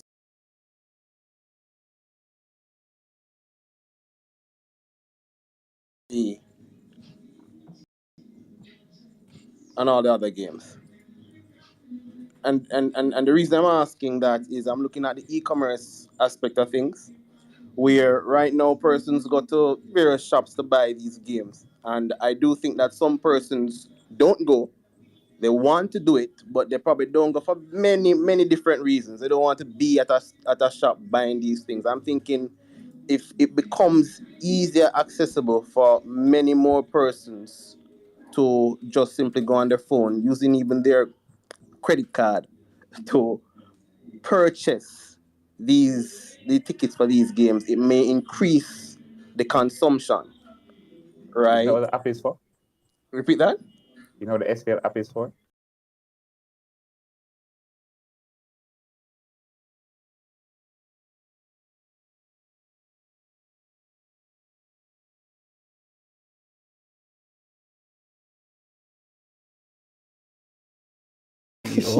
But I believe that they have an app. I believe they have an app that is very fully featured, and I'm jumping ahead. I don't want you to pressure the man because I don't have the responsibilities he has, right? Because he's associated with SVL. But I remember from a recent forum, it was said that. So we do have an app, Randy. Yeah. We do have an app called. We do have an app, and we have a whole e-commerce. We have a whole e-commerce platform. It's one of our fastest growing businesses right now. But so it allows for persons to be able to purchase lotto and all these things.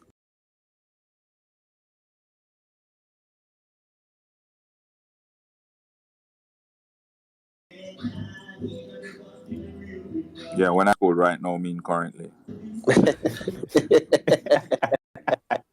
So there you get the answer to it. It is there. The point I was making was that what they said was, in addition to that, they have within SVL, it would appear to be one of the biggest. Randy. Go ahead, Chris. So what I would say to you guys is like, it's not perfect, right? And there's some legal and how should I say, regulatory constraints about what online we can actually do on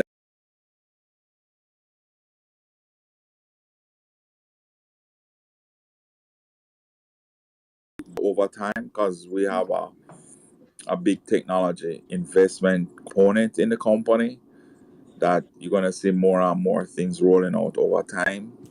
But we do have an online presence, and it's definitely one of our fastest growing businesses right now. Mm-hmm. To support that, I think one of the latest announcements from a few days ago was that they have a CIO, Chief Innovation Officer for Supreme Ventures FinTech, was just joined the start of June. So, you know what am I saying about connecting the dots? I think that's a dot as to what the future of SVL holds, in my view at least. And I'm biased because I'm a shareholder and I don't own enough. Well, I feel like to say should I say, is there an app question for thing there? Yeah. For the call SVL and ask them.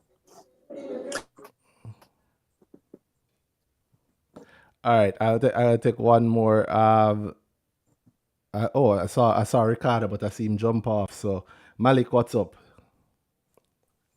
Night guys. Night, Mr. Berry. I wanted to just maybe ask like a simple question, in terms of maybe projections, but with the potential recession, you're saying something, Randy? I'm saying don't ask about projections.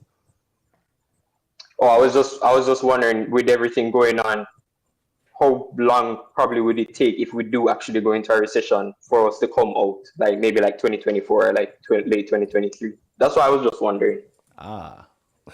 Yeah, like something like that. So what's causing the recession? Well, the serious inflation rates. I'm thinking the Fed is increasing the interest rates to cut back down on the inflation, and then the whole war in Ukraine, and then the shipping is not helping with that either. So it's making it worse. How long that will last? Well, logistics I think were worse last year, and they said it's supposed to improve this year and going into next year. The Russia and Ukraine situation, I don't know how long that could potentially last. They're saying it could last till maybe late next year, I think. I read a projection about. I don't really know about war. Inflation, I feel like maybe the Fed can get inflation down to a stable rate, maybe by like summer, fall next year. But so I'm just but I want to hear more. I want to hear it from wiser individuals. Who that? Well, all of you guys. Oh, so, but since you guys I've never professed. I'm not much for predicting recessions and the length of them. You hearing the amount of I don't knows that you gave me around, so it depends on those things. If the recession comes from those things, it depends on those things. We'd have to know exact timelines around, or have expectations around timelines for those things to make predictions on how long it can affect us then. Because if that's the factor that's taking us there, then we kind of need those factors to ease up before we start seeing the better light. If that's if the recession is to happen along those lines. Yeah. So yeah. Yeah, for me, not a one size. Not all recessions are cut the same way. True. Yeah, for me, you know that I'm not a fan of like I econ is a real thing to me, but I can't control that. I can control how my portfolio performs, or I can try to control how my portfolio performs, no matter what the ocean is doing, whether it's smooth seas or rough seas. For me, what I'd say is that if I think a recession is happening, I am pulling my portfolio into areas that can protect me and can move. Nothing I say on this thing, I try to say accidentally. So like I point out MJE as one of the funds that is the fund that is actually closest to its net asset value. It's not an accidental thing I pointed out. SVL itself, you can go back, as I said it earlier, you can go back and check what has happened in the past with these companies. Cigarette company, Carreras, SVL in other recessions. Different SVL now, I can tell you, having I'll be open, I've done work with them in the past. SVL now is a different beast from the SVL when I did work with them. And so I say that in a good way. I didn't own any SVL shares back then, and I was investing back then, and I own SVL shares now. That's how I feel about investing in any rough market. I look for the things that human beings have to use for either their needs or their wants, and I stick with them heavily. I look for the things that might be exciting, no matter the time period, like a merger or a buyout, and I try and get into that. I look for the things that people that can find value in other places, and I try to hook my ship to their ship, because if they're gonna find 10%, 10% for them is 10% for me too, right? Even though their money might be bigger, the percentage is the same. That's how I view it. So I don't think about how long the recession will last, because that doesn't mean much to me in the day-to-day in what I have to do. But I do think about how will my portfolio perform based on the things I want and based on the things I see in front of me, and what are my go-tos. What is, suppose I have it wrong. Suppose I get this wrong. Suppose this don't work. Where do I go? I have to sell this quickly. Where do I put the money? I gave the example of the leverage and the dollar thing earlier. If that the reason I'm not bothered by that is because I try never to be surprised. It's wrong. I am falling to the level of my training. I'm going to, my plan was that if this thing went wrong, I would do blah, blah, blah. Right? So I try to have plans, and I'm paying attention to what's happening on the market more intently than I usually would. And I'm trying to be as nimble as I can. That's how it works for me. Research is continuous. That's what I would do. Personally for me, in terms of recession, just like you said, you would probably go into things that people need more of. So probably I would look into food and gas and stuff like that, and maybe cigarettes and alcohol. So since that's relatively more inelastic. So when I say inelastic, I mean it's less responsive to the change in price. So people are still gonna buy them, usually even if the price goes up. So probably I'll move into those and then probably put a stop loss to minimize risk. But that's probably what I would do. Well, you can't put a stop loss, but I'll point out that at My Money JA, you can put an alert to tell you when a stock has fallen to a certain level. But I don't know if we get to the stop loss. When I said stop loss, I just mean put it at a certain price, at a certain percentage. So if it drops, I can probably something like that, just so I can I'm not on like a falling knife or something like that. I get you. All right.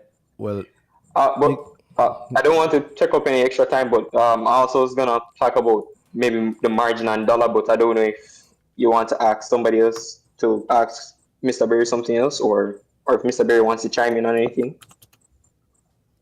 I mean, chime in on what? Yeah, I'm really getting. I don't know. I mean, if he had an opinion, but ask my question, bossy. Thank you. Want to ask him a question? No, man. I did ask the projections, but. Oh no, I don't. Yeah, I don't but projections at all. Yeah, I don't. Yeah, I don't want you ask him about any projections. David, I'm going to let you in, and I'm please, David, please, David. Night, David. What's up? No, it. So dropping. Night, David. How you doing?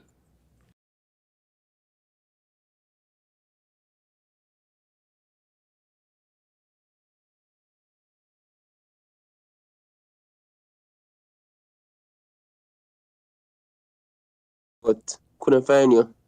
I haven't seen you at age except for Mayberries only. Like really. How you doing, David? I'm around, man. I'm around. What's up? You have a question? No, I have a question, Mr. Records, man. All right. Please be a question that we can be okay with the man answering, David. I don't want to say this brick talk. Relax. Okay. Relax. I'm relaxed. Go ahead. What's up? No, so as the godfather of the junior market, Chris, what's your outlook going forward for Jamaica? And just to build Jamaica through more companies, especially now.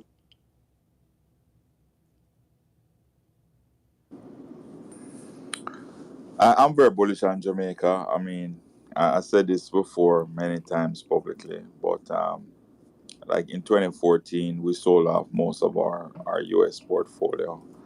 We brought the money back to Jamaica, invested in Jamaica.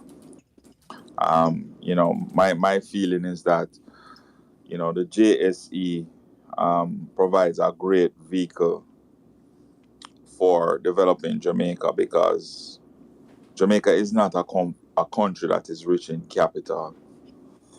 People, if you travel a lot and you see the kind of infrastructure in other countries, and you realize that Jamaica is a relatively poor country, and the old saying, one cocoa full basket. I think there's a tremendous amount of power in a market like the JC, because we're bringing the one cocoa small monies together to make something bigger, but we're also doing it within a framework of compliance and transparency and a more rules-based system. So I think it's very powerful tool for Jamaica. And we at Mayberry, we dedicated the last 37 years to really building that up. And for me, I think certainly over the last 10 years, seeing what has happened and the kind of the number of new entrepreneurs that's taking advantage of it, I'm very excited about the future. I think one of the things we have to really push on now is the whole issue of the investor education and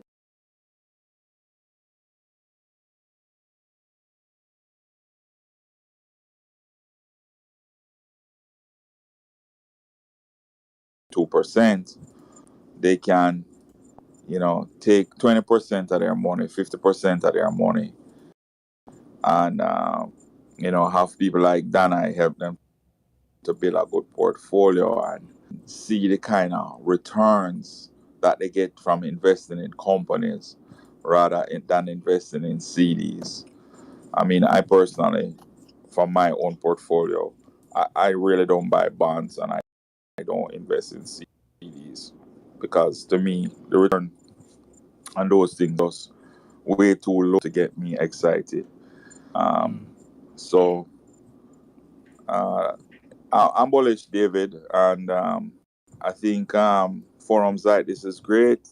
You're helping a lot of young people to come into the market and to experience the kind of success that they're not going to see from buying a CD.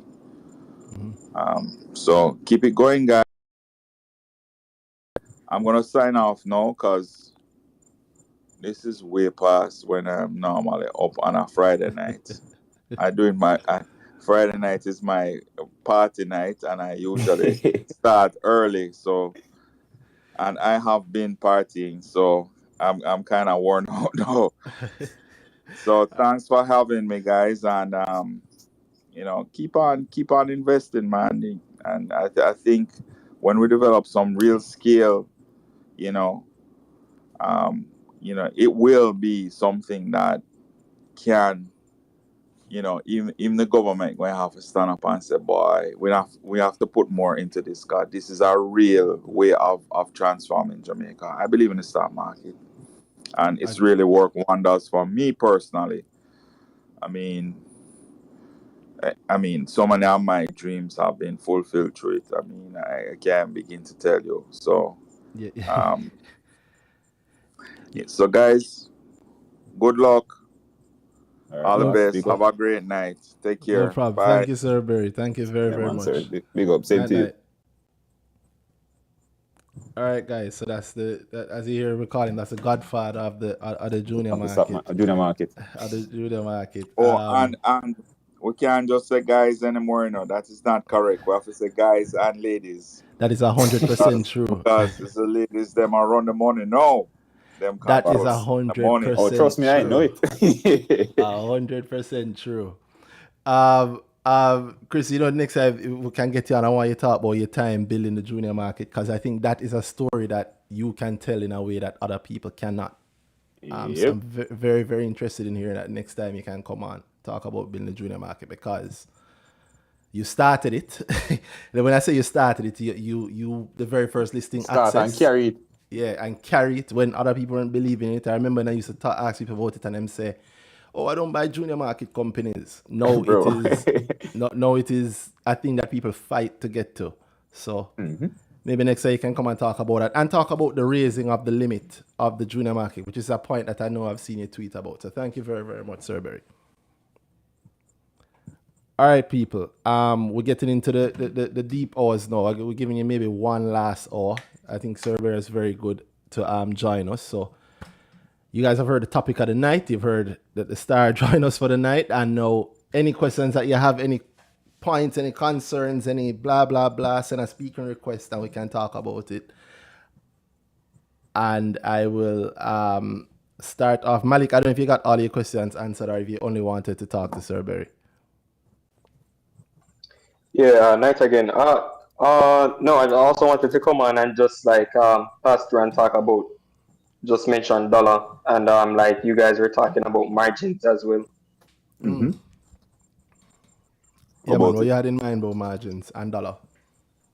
I think the last time I was on here, we talked about margins, and then I said that I was considering going in there for the first time. And you were shocked because you were saying that you think that somebody like me would have been doing margins from before. But so I went through. You were saying something, Danhai? So definitely. For real? I still don't believe that. I was actually shocked that you guys thought that. Malik, the first thing you came and said to us was, basically, I do day trading.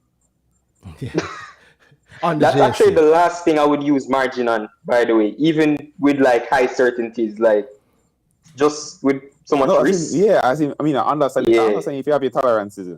It's just not typical you hear somebody saying, I do day trading, and then them say, I'm not margining. Yeah.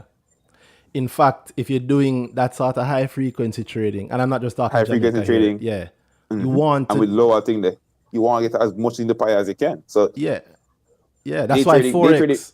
That's why Forex runs off leverage so heavily, because it allows you to leverage up your position to earn more and go hard. And go much harder. So that's why it was expected, at least on my part, why I would expect if I'm scraping against fees to beat 2% on each side, so I need a a 2% in between. So my real gain is 6%. I get 6% and I can only skim 2%. Then as much as I can, I have to go into it, which is where margin comes in. I live from my position. And I get that nice 2% on my money plus the bank money. Then nice. Forex, it's not typically large movements they do. That's why you have a 100 times margin on an account. You bring in grand, you're trading 100 grand and you get a 2% on 100 grand. You're fine. Yeah.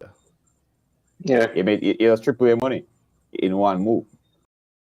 So that's why margin works out for the thing there. That's why if you're really doing the short-term movement, the first thing you said, I said it to myself very quickly in the game. Imagine I could do this with more money.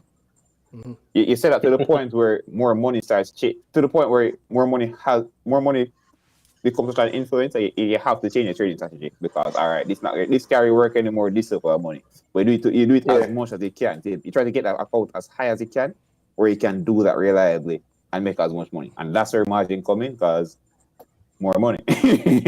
Yeah. So that's why I thought margin was going to be all right. Cool. Malik don't do it. And just generally talk about investing. You talk about investing every week on the show. So I know you take it seriously. I know it's a big thing for you. Typically, people that are already in the space to this degree and actually looking at some short-term profits, they've already looked at margin as a potential because just like Tav was saying, maybe you don't want to leave your position, you want a nice IPO come up, you don't want to sell it. Okay, margin against it, things that the IPO get where you get and go. Yeah, the IPO has more certainty for me. Specific IPOs after due diligence is done. So I would understand probably more why normal people would take it out for something like that. Yeah. When you look at the relative demand for an IPO like Dollar or Learn. I think so. I agree definitely. If an IPO is quote unquote good or look a certain way and you expect a certain level of movement, then the level of risk you're going with a margin on is typically less than thing because this is the cheapest I'll likely ever get this stock. Versus if I buy Spur 3 tomorrow at 4, it can dip for a couple months before it get a nice movement outside when whatever happens. So that's that to me, I fully agree on that point. But the specific point I'm making for you specifically was you're already taking a certain level of risk. Mm-hmm. If you're already up there, so in the risk game, then as far as I'm concerned, margin already on your table. Yeah. Because you're doing the hard work without advantages. Like I said that also to companies that are doing listed company level of work and listed company level of reporting, but they aren't listed. Mm-hmm. Why? Why do the work without taking the advantage? Mm-hmm. Yeah. Mm. So that's the thinking behind why we'd expect you to have been doing it. No. You hear us say it. You've heard us say it before. You hear Chris Berry say it tonight. You hear us say it again tonight. Yeah, the risk of it is higher. No. Mm-hmm. It still requires knowledge going in. It still requires knowledge going in, and it requires greater knowledge because of the greater level of risk. Right? Margins can wipe you out. Yep. So you have to be prepared. You have to have some amount of cash. You have to be prepared. It is a rich person's game. But yeah, you have to be prepared when it comes to that.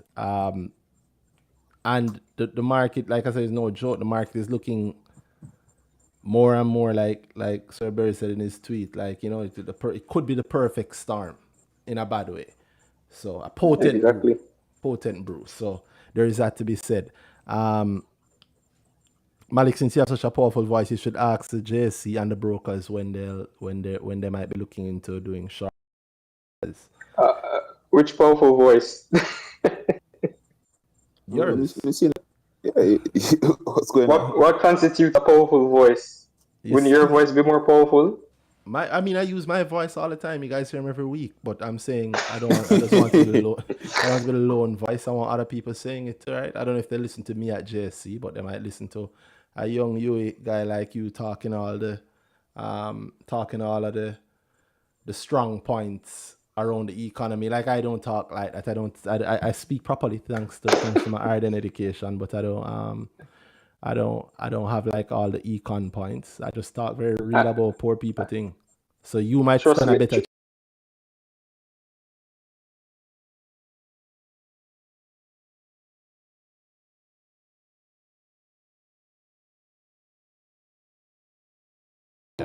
In fact, if you don't agree with them, then there's a point where you stop using them, right? So that it's a powerful voice in my mind. Yeah, man. Don't undersell yourself at all. It look like it's a night for celebrities, you know, because I see another CEO in the house. I look like he might want to jump on. I sent him a request if he's willing to jump on. Sir Tyrone, what's up? Tyrone, or Friday night, you know, Louis V belt himself. He might be in the streets, you know. Jesus. Tyrone, you can't bring up the Louis V belt here to jump on, and you have to jump on and talk to the people, man. If you're in the noise, go sit down in the car. There's a gentleman. All gone, sir. Greetings. Not in the streets at all. How you doing, guys? There, no boss. How you stay? Good, man. Take it easy. How things, sir, with the great turnaround, boy. The people, you have put such a stamp on the immediate talkers till them they have to start draw for your belt, brother. I see some people send me some people send me some message, man. Say, how the man belt drop in this, brother? Nobody mind that. When they couldn't talk about the stock price anymore, they talk about the belt.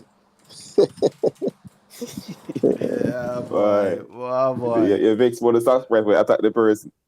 Yeah, man. Attack the person. Yeah, man. So that's what we're talking. Is it recession talks? What's the topic? No, man, is anything you want to talk that's about, that's almost never the talk here. Yeah, we're not just like here Sir Barry said, we're very bullish on Jamaica over here. So even if there's a recession, even if there's a recession, I mean, poverty not new to it, so we still have to keep going. Check earnings season 2020. I don't think we're talking losses, were we, Randy? No, we're never talking losses. The stock exchange, the junior market was launched in a recession, as we all know. Yes, it was.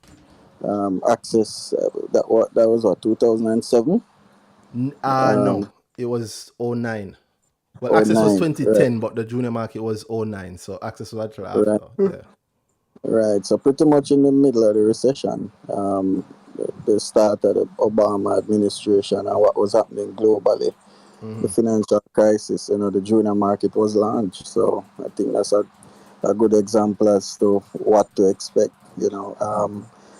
Personally, I know it's not fully recession talks, but I see a lot of fear going around.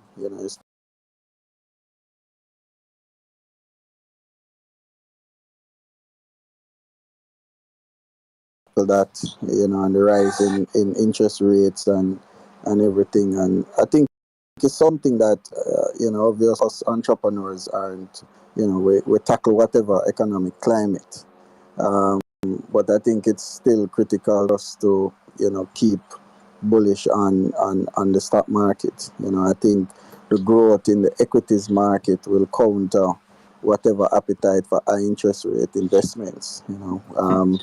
We remember when the JDX and the NDX started during the JLP first and then the PNP.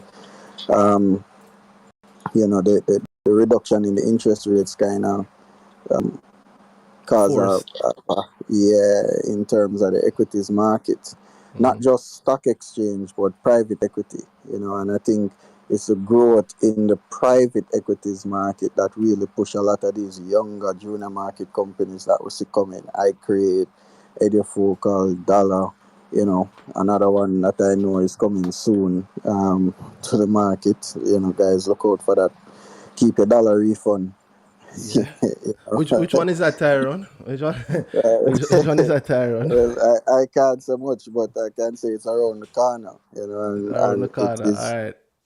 It is probably going to be right up there with dollar in terms of the type of profitability and growth and partnerships. I saw a CEO in here a little earlier, and I didn't get a chance to talk to him. Yeah, by the time we get a chance.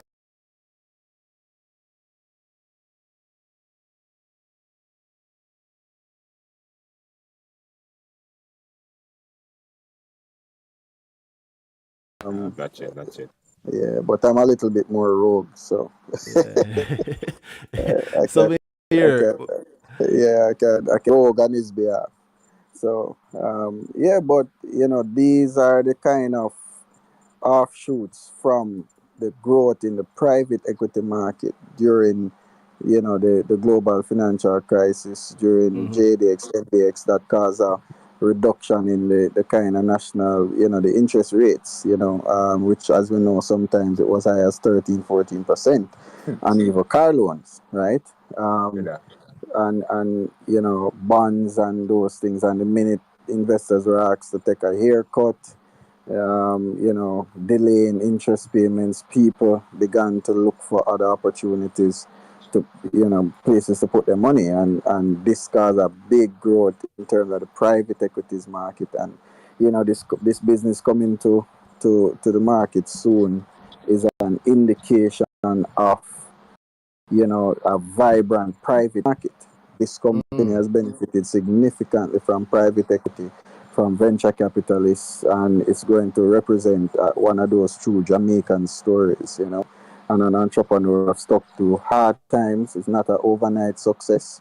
The plans were there from the beginning, but went through the rounds like any other hard-working entrepreneur, and is here now. And I think that is, guys can keep posted on that. all right. I deliberately not pressure any on some of them. I think I suspect who it is, but it's because I also want to apply and I don't have a reserve. I don't Same, want so just smile and wave. Yeah, man. Make it come true, man. Make it come But true. I would still, encourage folks to get in. I think it's going to be a little bit more liberal than the previous IPO in terms of getting folks in. I mean, dollar is a record breaker, as we know, a huge record breaker. So I don't think many other companies are going to repeat what dollar did. So I think the room is investors looking to get in. Especially we know, with the broker, and it's not going to be as collaborative sometimes as the previous one. So I would encourage folks to look out for that. All right, big up. How about iCreate? What you can tell about iCreate? before you even say nothing about iCreate, let me tell you something. I remember when you did earnings season a couple of years ago. Yes. I don't know if this was I don't know if it was said publicly or privately. Remember, we were talking about how the market was at the time, and I was saying that you were saying the same thing, that the market sometimes they're not very sophisticated. Like, they really love real estate. so yes. so we just give them real estate. Here we are, 2022. Obviously, I give them real estate. But you know what's funny though, Randy Danhai, 2 years ago, that was 2020. 2020, I think the first time I've been on it, was probably 2020 or 19, late 19, probably 2020. The movement that we're seeing in terms of investment literacy, financial literacy, it was really small then. We have a group of young individuals. I see Shanice in the room, for example, right? Philip, a lot of these guys, and what you're doing and what everybody else is doing, Stocks on the Rocks, all of the different initiatives have really encouraged, information empowerment, get to know the businesses, get to understand the market, and it has really created a retail investor movement, right? Yep. So there was a lock on the market before, a quote and unquote gatekeeper, right? Gatekeepers, which determine what stock to buy, who to invest in. When the folks come to the broker and say, I want to buy X amount of iCreate, people are telling them, no, don't buy iCreate. Why are you buying iCreate? All of these brokers were wrong, of course. Well, I mean, you have to say so.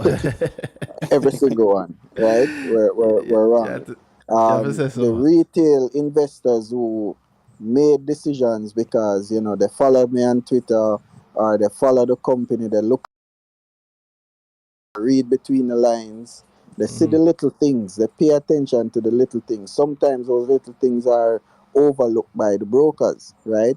And they use Sometimes. sometimes, and they use those information and they invest on their own, right? And when you look, and it's not just an I create scenario, people are now creating their own kind of investment philosophy, right? They're investing in things that they buy. So let's say every day they buy water, they buy Winkle. Like, listen, if I love this, I'm sure there are hundreds more like me who will love this. I'm gonna take a bet, right? They invest in people too, right? So a lot of people will say, boy, Tyrone nah give up at all. Look how much beating him get 2019, 2020, 2021, right? And this guy is still here, he's a fighter. I'm gonna buy some high grade stocks. And these are the kind of things that represent more sophisticated or advanced stock markets, like even in the US and so forth, where people invest for different reasons. And these are the things that cause the changes in stock prices, right? It's not controlled by brokers. In the US, as we know, for example, it's more liberal, and it's getting there in Jamaica. So I'm a big supporter of that kind of retail investor movement. They want to reach a stage where a company is deciding to IPO and the retail market alone, the individuals who have their own J trader and their own money line and their own this can just top up and buy, right? So Tyrone, you think we're not there already? I think we're there in terms of funding IPOs of a certain size, right? Like I create, for example, we're looking to do a rights issue soon, and the rights issue is the fund and acquisition that we mentioned. It's a big one, right? And I'm going to test the strength of the retail market with it. To be honest, whether I succeed or I fail, like I want to test. Yeah, but that light, Tyrone, that light, as in, unless you're asking for more than 100 million, you're going to get it. It's light. Yeah, but I can tell you, it's more. Okay, word. Yeah, word. Right. The acquisition itself might have to speak, meaning the size, and people probably have to know what they're expecting outside. No, that business that we're acquiring, or we're looking to acquire, is alone is going to speak for itself, right? In terms of all the financial metrics that you would use to measure company, right? With solid growth potential that has survived COVID-19, 2 years into 2022, continued increase in revenues, increase in profits, and everything. A company that can IPO on its own, right, is what it represents. And we want to test the strength of the retail market with it. I want to test the strength of the guys, I'm a risk taker already. Like, I'll jump out there and try and say, listen, let's see what the retail market can do. Obviously, we'll have the plan B, but the plan A is to see the strength of the retail market with it.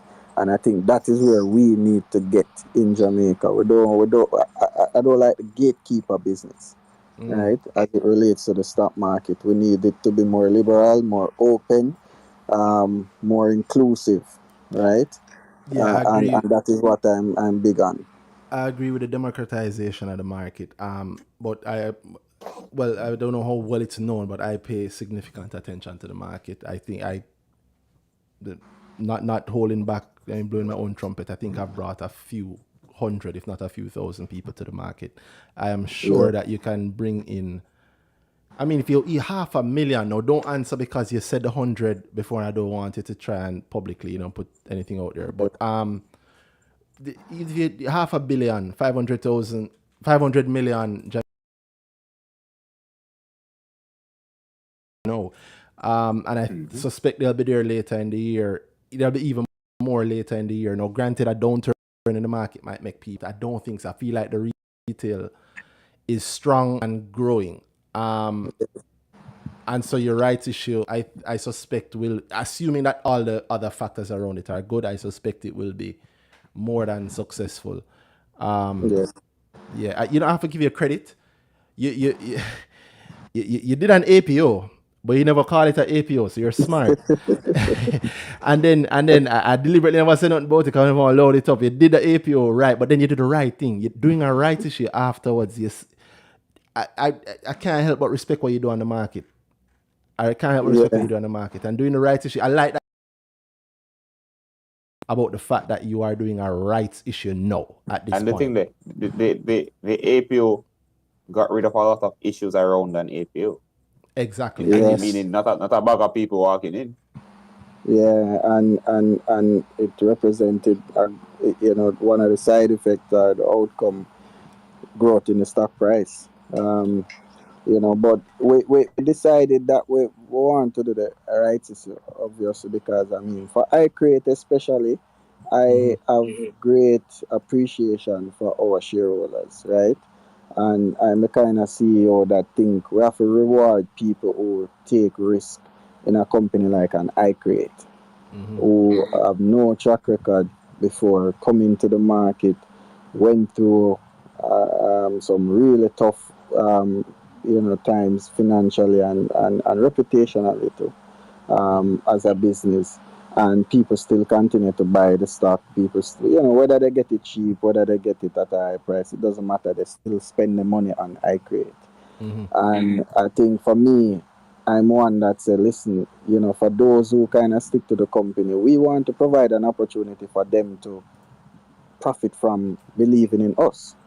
Not just outside of the dividend stuff, but an opportunity to double down, buy more at a discount. And that is why we're ensuring that we're doing this kind of rights issue, because we want people, to be able to benefit, even similar to the equity Kente Holdings opportunity that we had in December, January, right? And it's not the first we've done it. When we were just coming to market, Andrew Pearman, owner of Anbel Group, was an early private equity investor. GK Capital was an early private equity investor. And when it came to the market, they got the stock at a 20% discount, right? So it's not foreign for us. And obviously other companies have done it also, right? But we want to still continue to reward our shareholders who continue to believe in a company like iCreate. The market is not keen on startups, and we want to change that. Well, as somebody who has a startup or two, Yes. I can advise you on that. But funny enough, I approached the market expecting not to be I just went from day one knowing that, listen, anything you're doing has to be so good that people are gonna pay you for it, and that money that they're paying you has to be enough to fund the operations, because no one, I'm not gonna be able to walk into a bank and get a loan for my money JA, right? True. Yeah, and it's very few people. You might have like a berry out there who can see the potential, but it's not normal that you're gonna see that across the board. I get asked all the time, why doesn't JSC approach you and try and partner with you? I don't know. Yeah. It would be obvious for them to do it. But The market, we're not there yet, unfortunately. But I think with and this is one of the reasons why I kind of stick to iCreate. Obviously, not only because I'm one who I believe in not giving up, but two, I think if iCreate fight to succeed as a startup coming to the market, we have to change the narrative. The junior market, guys, is a junior market. The minimum cap being raised is 50 million, right? And the maximum is 500 million, which means it works for a broad group of businesses. So we can't really keep that mentality that any company coming to the market have 300 million in profit, 100 million in profit, right? It's something to help to drive the belief in equity investment from a public level, right? And also private, because the kind of ripple effect is that the private equities market has grown significantly. I remember when we got eMedia, the parent company at iCreate, which is now really an investment holding company. Sagicor invested $30 million in us in 2012, right? At the time, Emida was the only startup like that, young company, to get a private equity investment from a financial institution that big. Not only did we get the cash, but Richard Ball came on as chairman, right? And we kind of started to change the narrative around investing in young entrepreneurs. And the reason why Pan Caribbean did that, Pan Caribbean now Sagicor Investments, right? I remember sitting in the room with Donovan Perkins, who was the CEO at the time for Pan Caribbean, right? And one of the agreement was that we're going to list on the junior market, right? They were comfortable putting in that money because they saw an exit on the junior market, right? Public equities. So the ripple effect that is happening is that it is causing greater confidence in investing in startups, right? And you know, we as individual investors have to continue to believe in these young entrepreneurs. There are so many. I interact with them like on a weekly basis. So many of them who come to me like they want to IPO, right? I've been connecting entrepreneurs with investment banks for the last 6, probably a year at least, right? Some of the IPOs that you see coming to the market that have gone or concluded their IPOs or coming to the market, we've been making connections with them and investment banks, whether through private equity and so forth. So I know the level of activity that is taking place and what it can mean for individual investors to realize some solid growth in their investment, but two, the liquidity. The liquidity is the most important thing that will grow it. So you know, that's really what I want to encourage tonight. Not necessarily to push I create, right, sister, but guys, look out for that. It's coming soon. but to encourage this kind of movement, Randy, you know, I've always supported it and ready to jump on any podcast and whatever, because we have to really get out there as young entrepreneurs and encourage others to come on board and take that risk, you know, and encourage individual investors to jump on and invest their money in these Jamaican stories. Man, I believe in it, and I've been doing it, and I know you've been doing it also. And our time now is the rise of the retail investor. So, no, man, I love it. Yeah, and I mean, it's the one on a Friday, right?